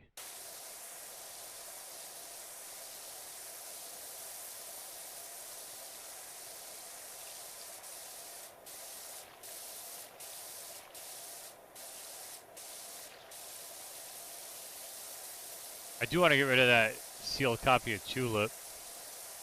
I have zero attachment, other than the fact that I found it with Mike. I have zero attachment to that game. The fact that it's sealed. What is that going for right now? Like 500-600? I'm sure on eBay I could probably post it for more, but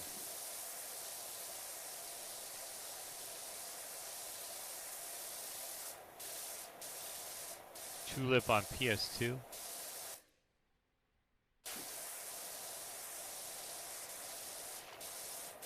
What about Contra Force? I need to look that up. I have a complete in-box copy of Contra Force.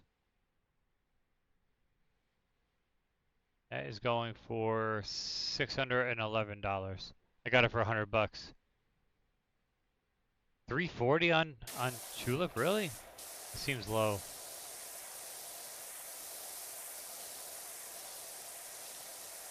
Oh well. Contra Force complete. My app has it at around 600.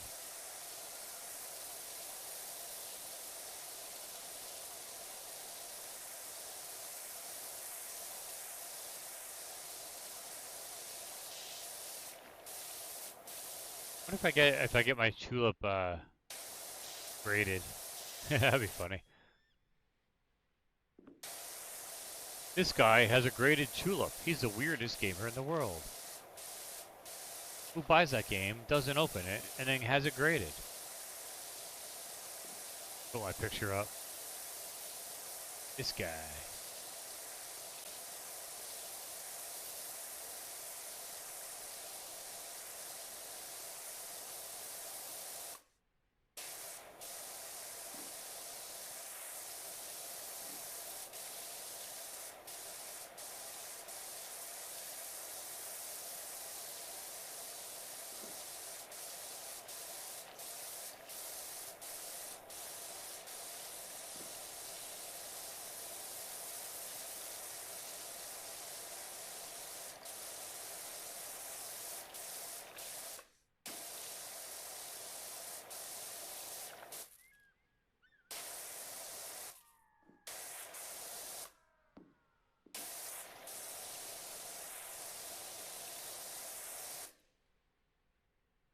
It doesn't sell often. VGPC says 1 per month sealed. Yeah, I mean, how many are actually posted on eBay though? That's the other thing too. There's probably a lot posted. It's just that people are asking way too much for it, which is why it doesn't sell. That's why you're only getting 1 sale per month. Because you have a guy like me that'll come along and say, "Hey, give me 350." I got Power Blade 2 loose, trading it to a buddy for some stuff and 1200 cash. I think that's a game I still need, to be quite honest. And another reason why I'll never have complete. I think I have Power Blade 1, but not 2, yep.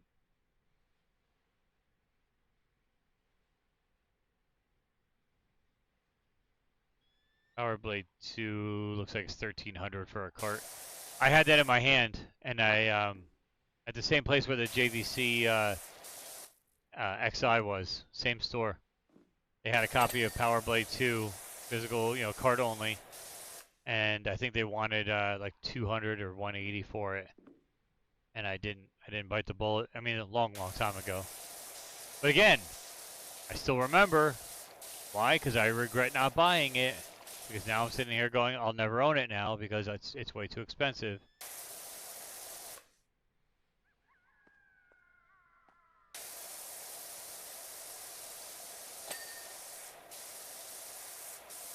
I had a little Samson in my eBay cart years ago. They wanted like 120 bucks for it, and I was like, I can't justify spending that on one video game. Back in 2012. What happened? You know the story. Little Samson's one of the most expensive damn games, normal games out there. Just dumb. I say that because they change their price to last price sold when they get too infrequent sale. I gotcha. So somebody sold it for $340 and they were cool with that. That's not necessarily what it's actually worth. That makes sense.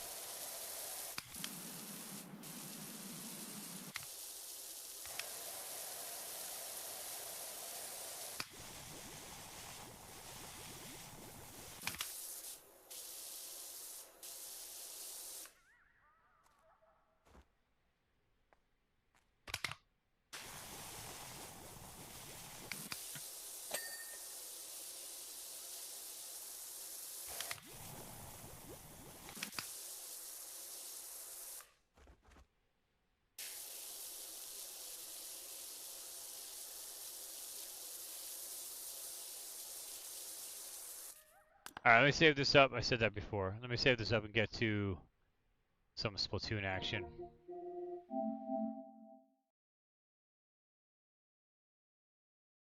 Switch up the system.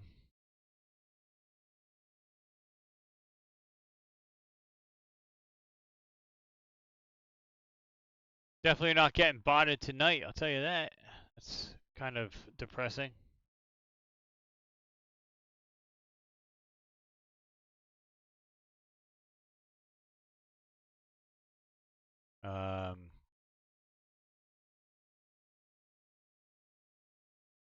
Gotta refresh my Elgato here.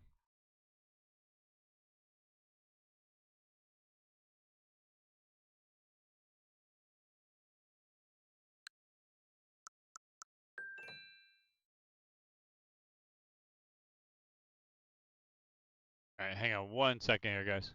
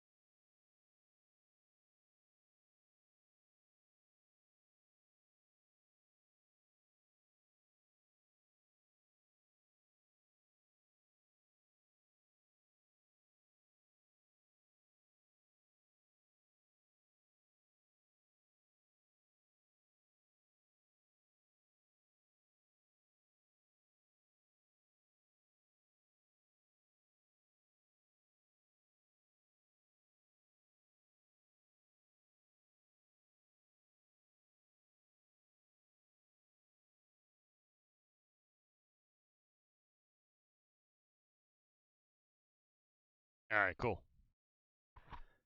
I am back. Oblivion came out for Switch 2 today, and by the way, like the physical copy sold out everywhere. Wish list. Alright, what's on sale? Beat 'em up collection. I kind of want to jump on that. I might jump on that. I don't know. Guilt. I don't think I want it on Switch. I might delete that from my list just because I already have it on PS5. 2 at T looks fun. Underling Uprising looks actually a lot of fun. There's 12 days left on that though. No rush. Gonna see if I can find it this week for people in Discord. Yeah, I wouldn't mind having it just because it's hard to come by, but honestly, I'm not a big Oblivion fan, so.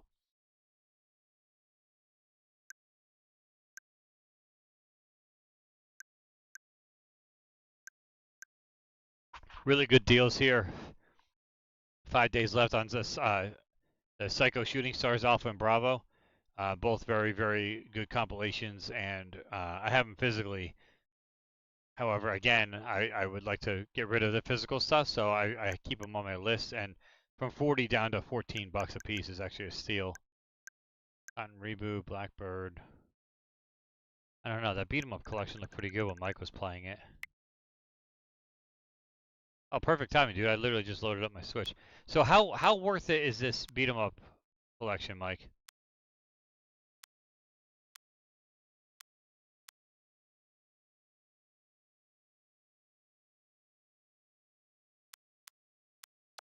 $5 left on with it on sale.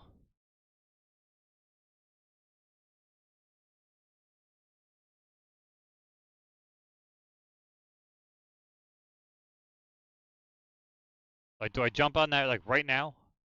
With 5 days left?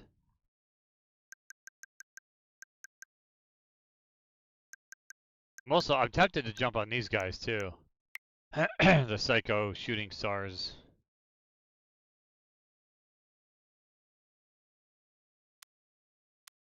I want to sell those copies off. They're big boxes I don't have room for.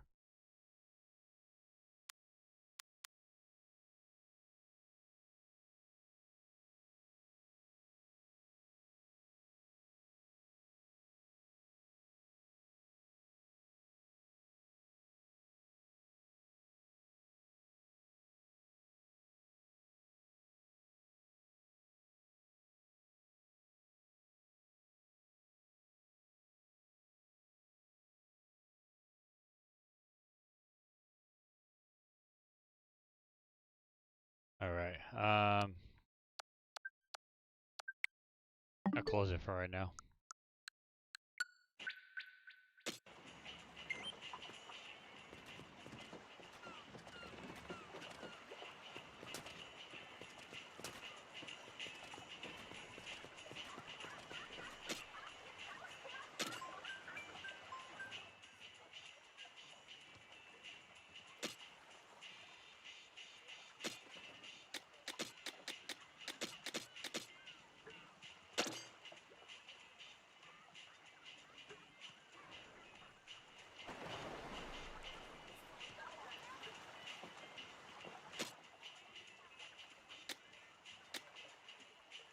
If anybody has Splatoon Raiders and wants to join in, please feel free.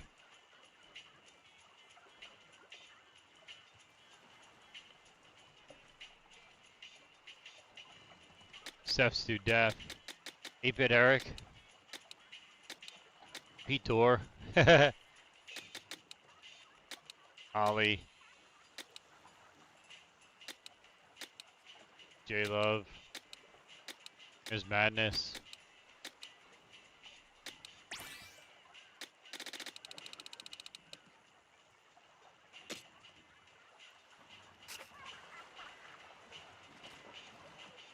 Oh, Mike, you didn't even say you were online.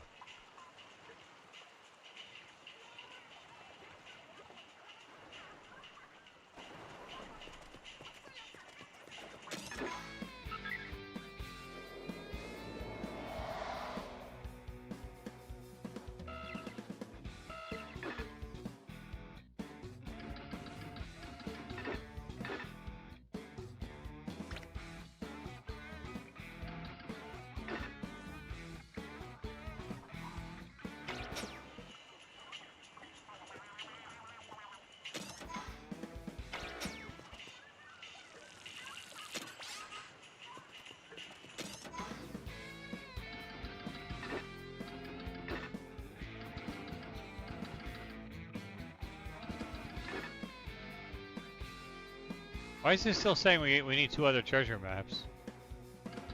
Weird. Oh, we did that guy already.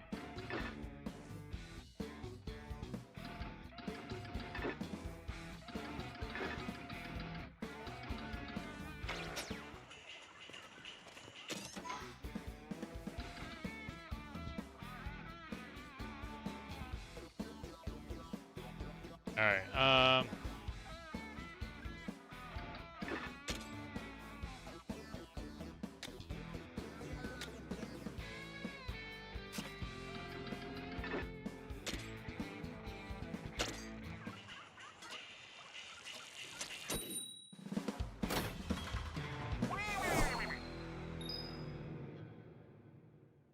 uh-oh, there goes the YouTube numbers. There we go. It's gotta be Splatoon, man, I'm telling you. think it's bringing people in.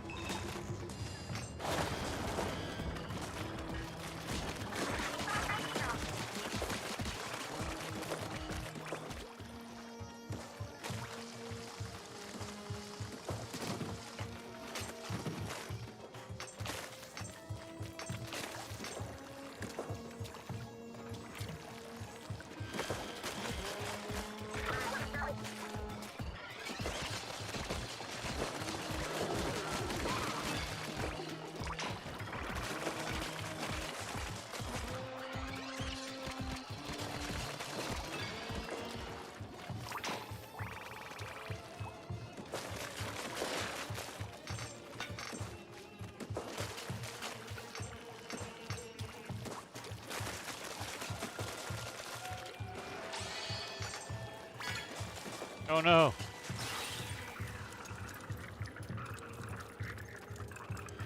I fell.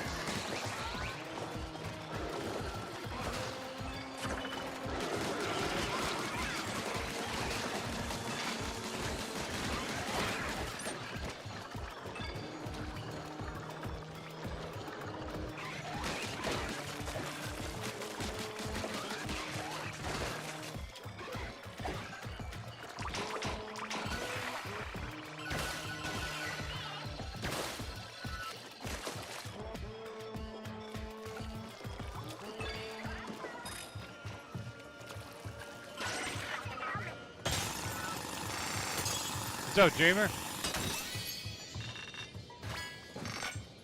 Elizabeth Lapari? Yeah, I mean, yeah, if you want to jump in, sure.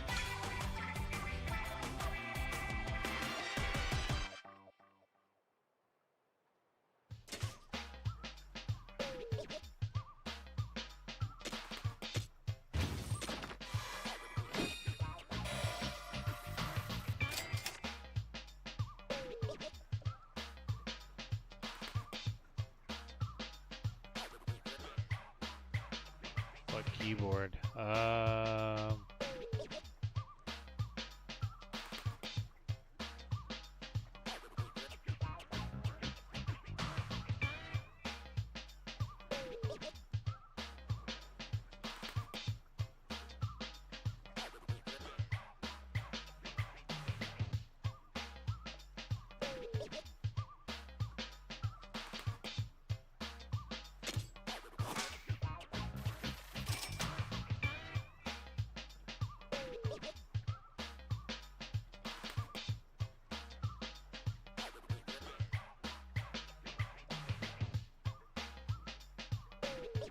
Got my copy of E's memoir.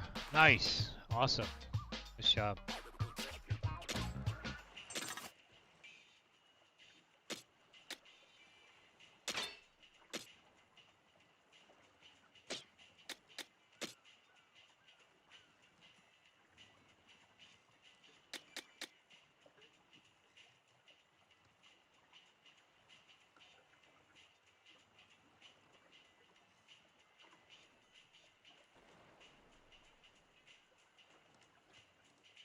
Alright, what's the deal with this? You have to be online.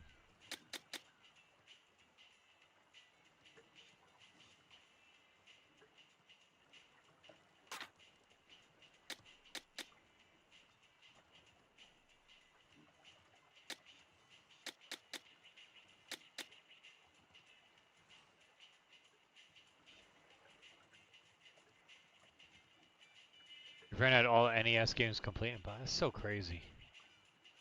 Showstopper gauge shows up 6% faster.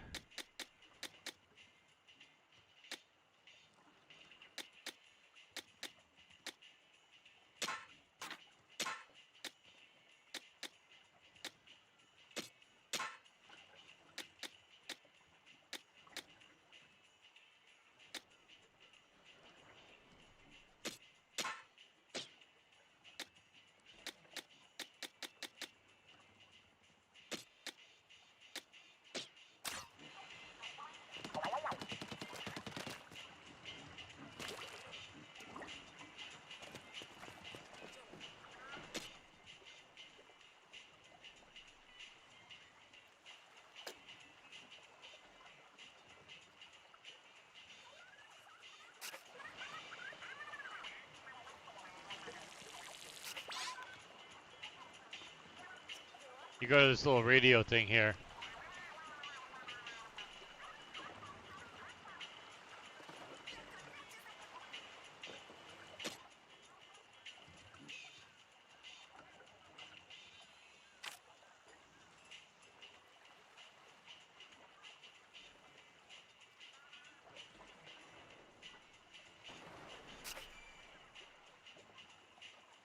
Ooh, Dreamer, you're online. You want to play?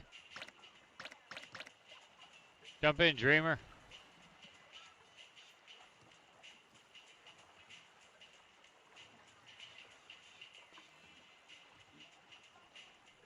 Oh, keyword. I don't have a keyword set.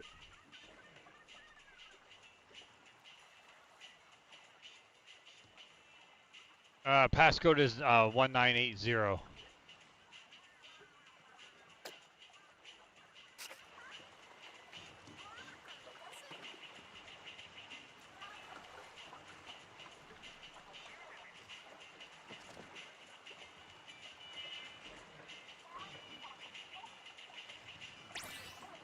There we go. A wild dreamer has entered.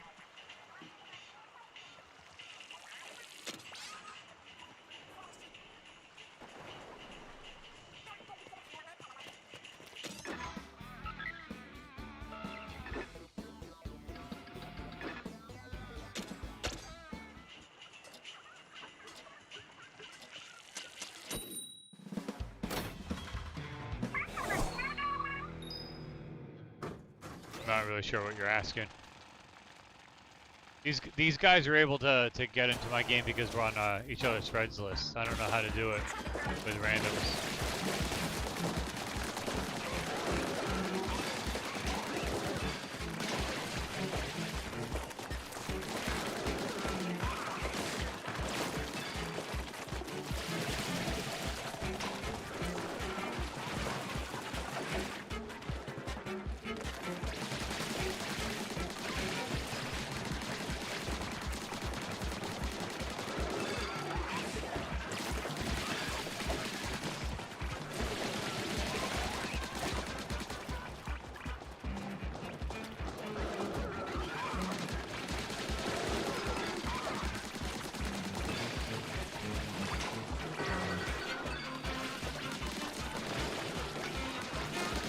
Rocking it.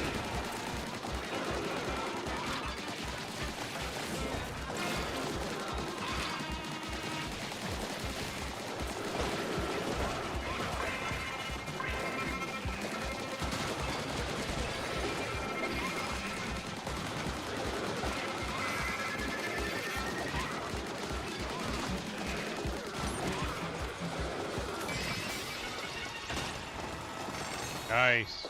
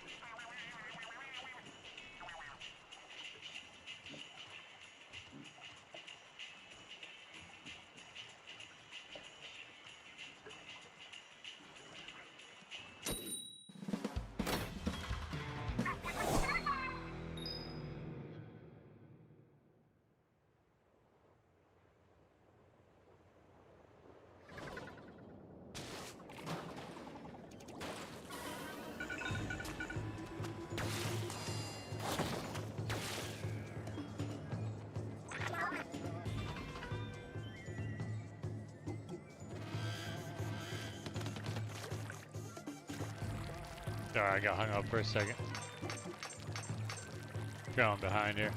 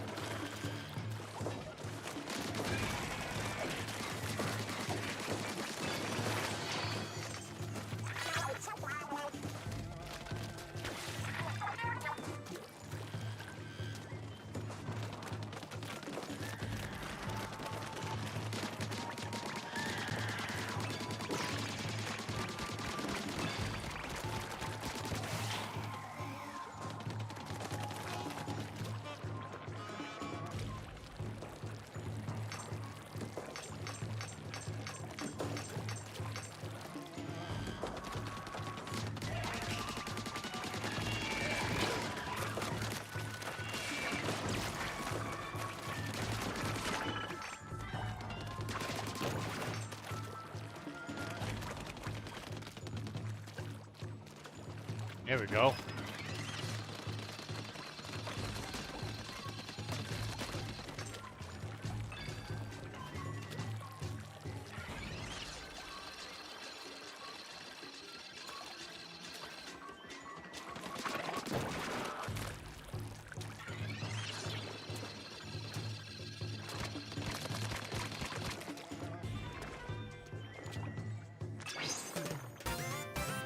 Leveled up, yes.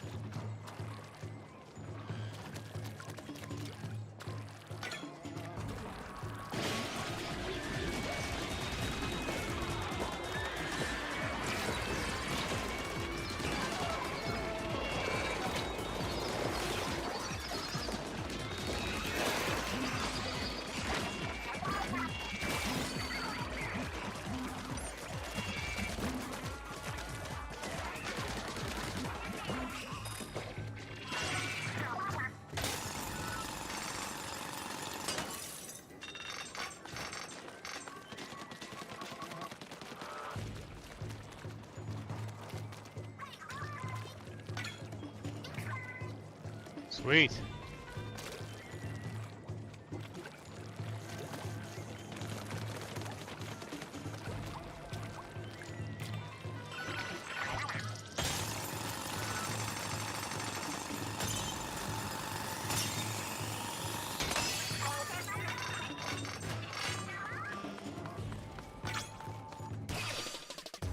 Nice.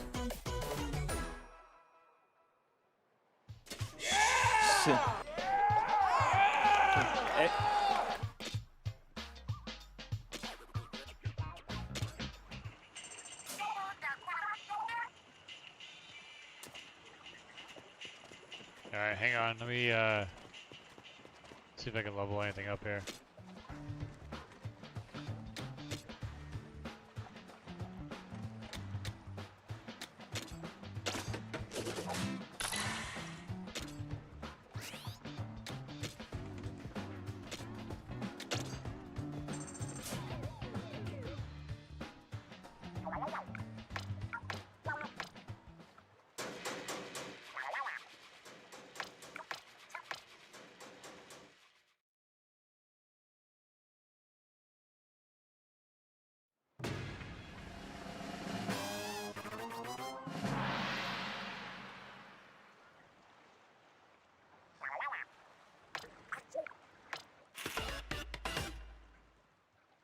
Sweet.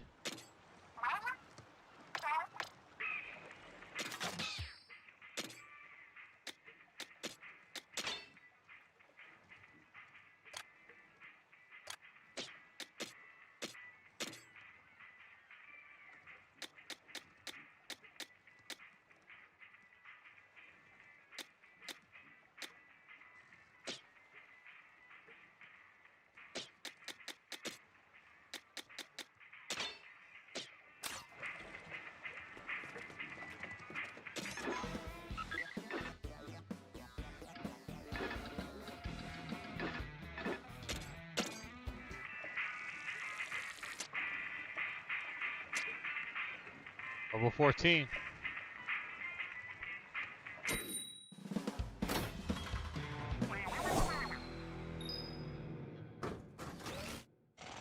Yeah, I never got into E's, ever. Yeah.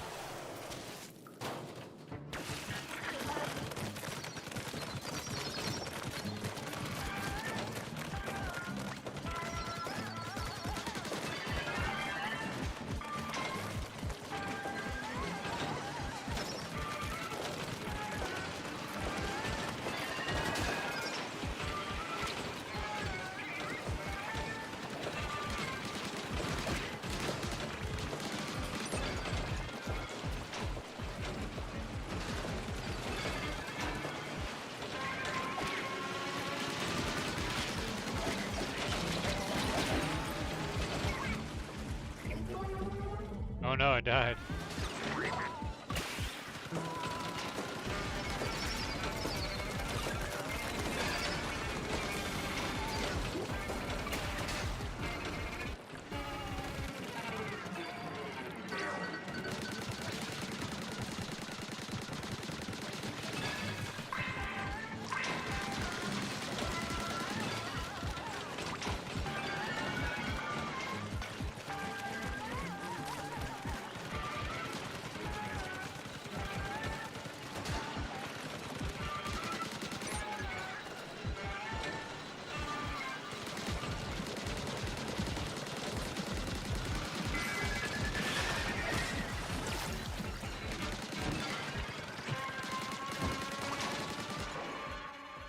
Ah.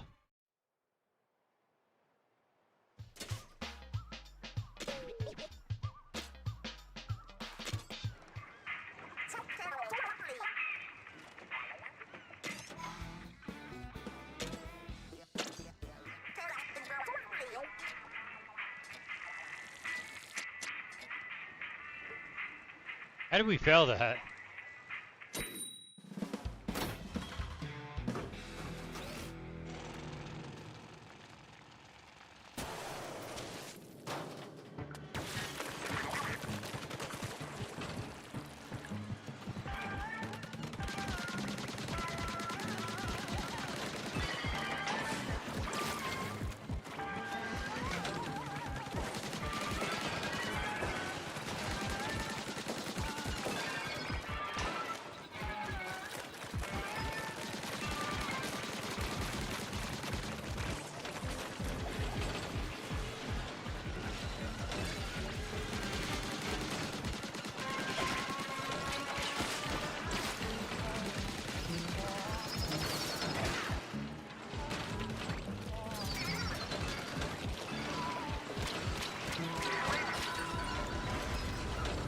Oh no.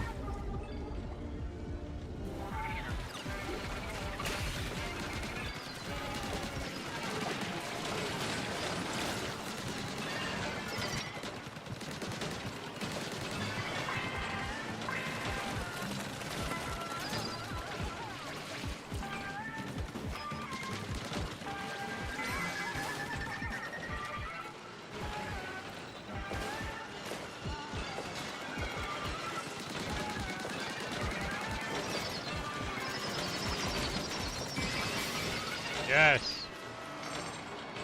That's tough.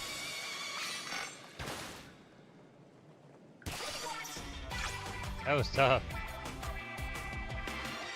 Oh man.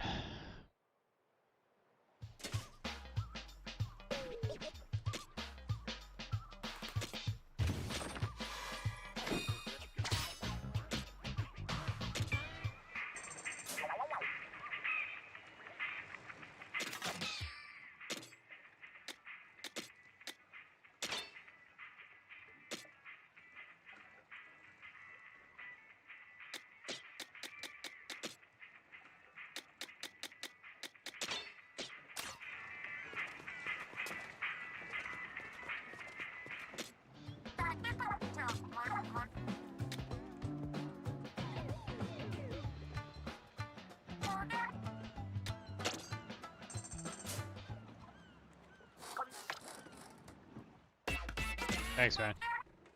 Oh, yeah!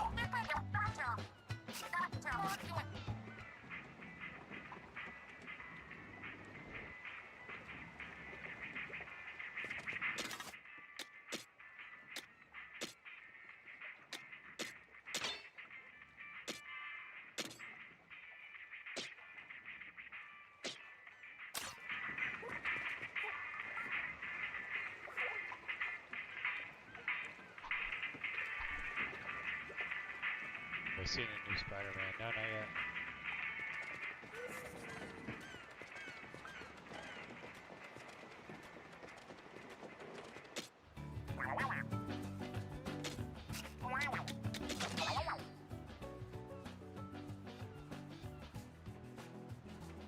I got you for 3 minutes. 3 minutes of playtime.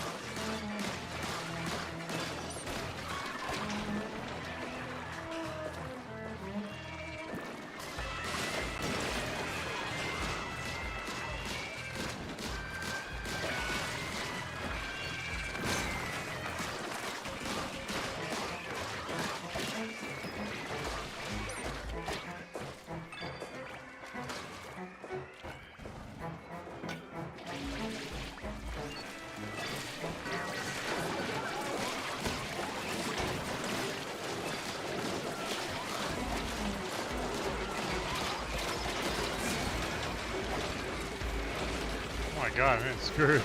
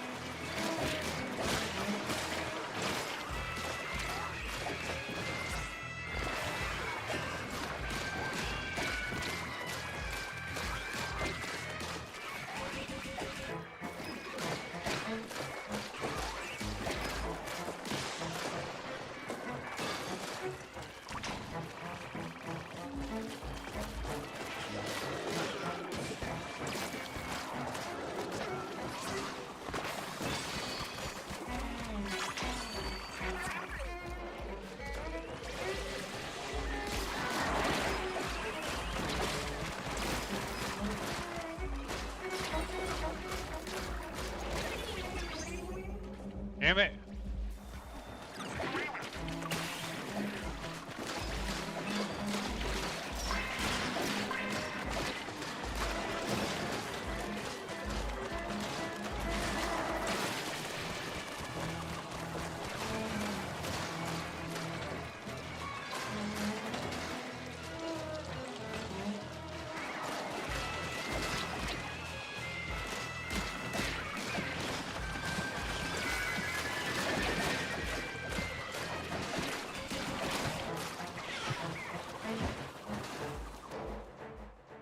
No.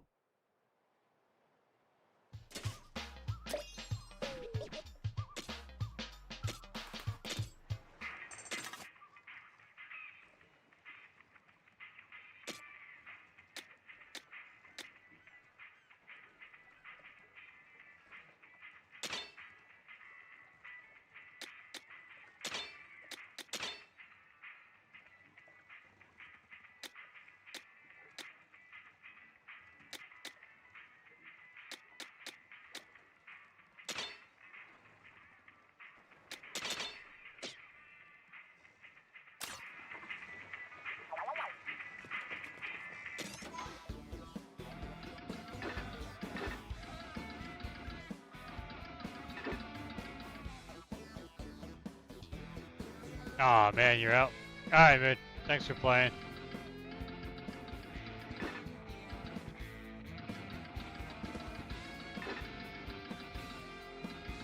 Let me know if you get that new video posted, man.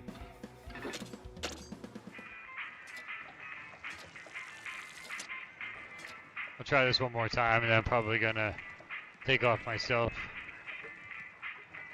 Maybe play some hockey.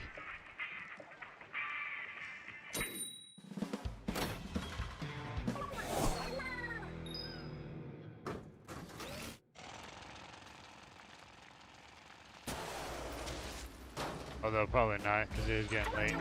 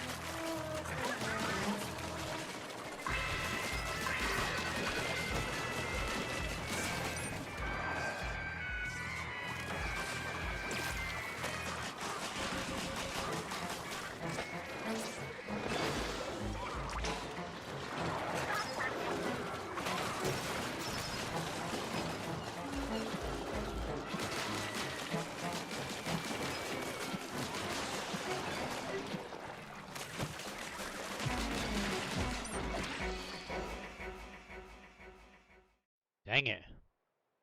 Alright, I'm gonna switch out of this game here. Thanks for playing, Dreamer. Appreciate it. We'll power up right at my tank. Let's go.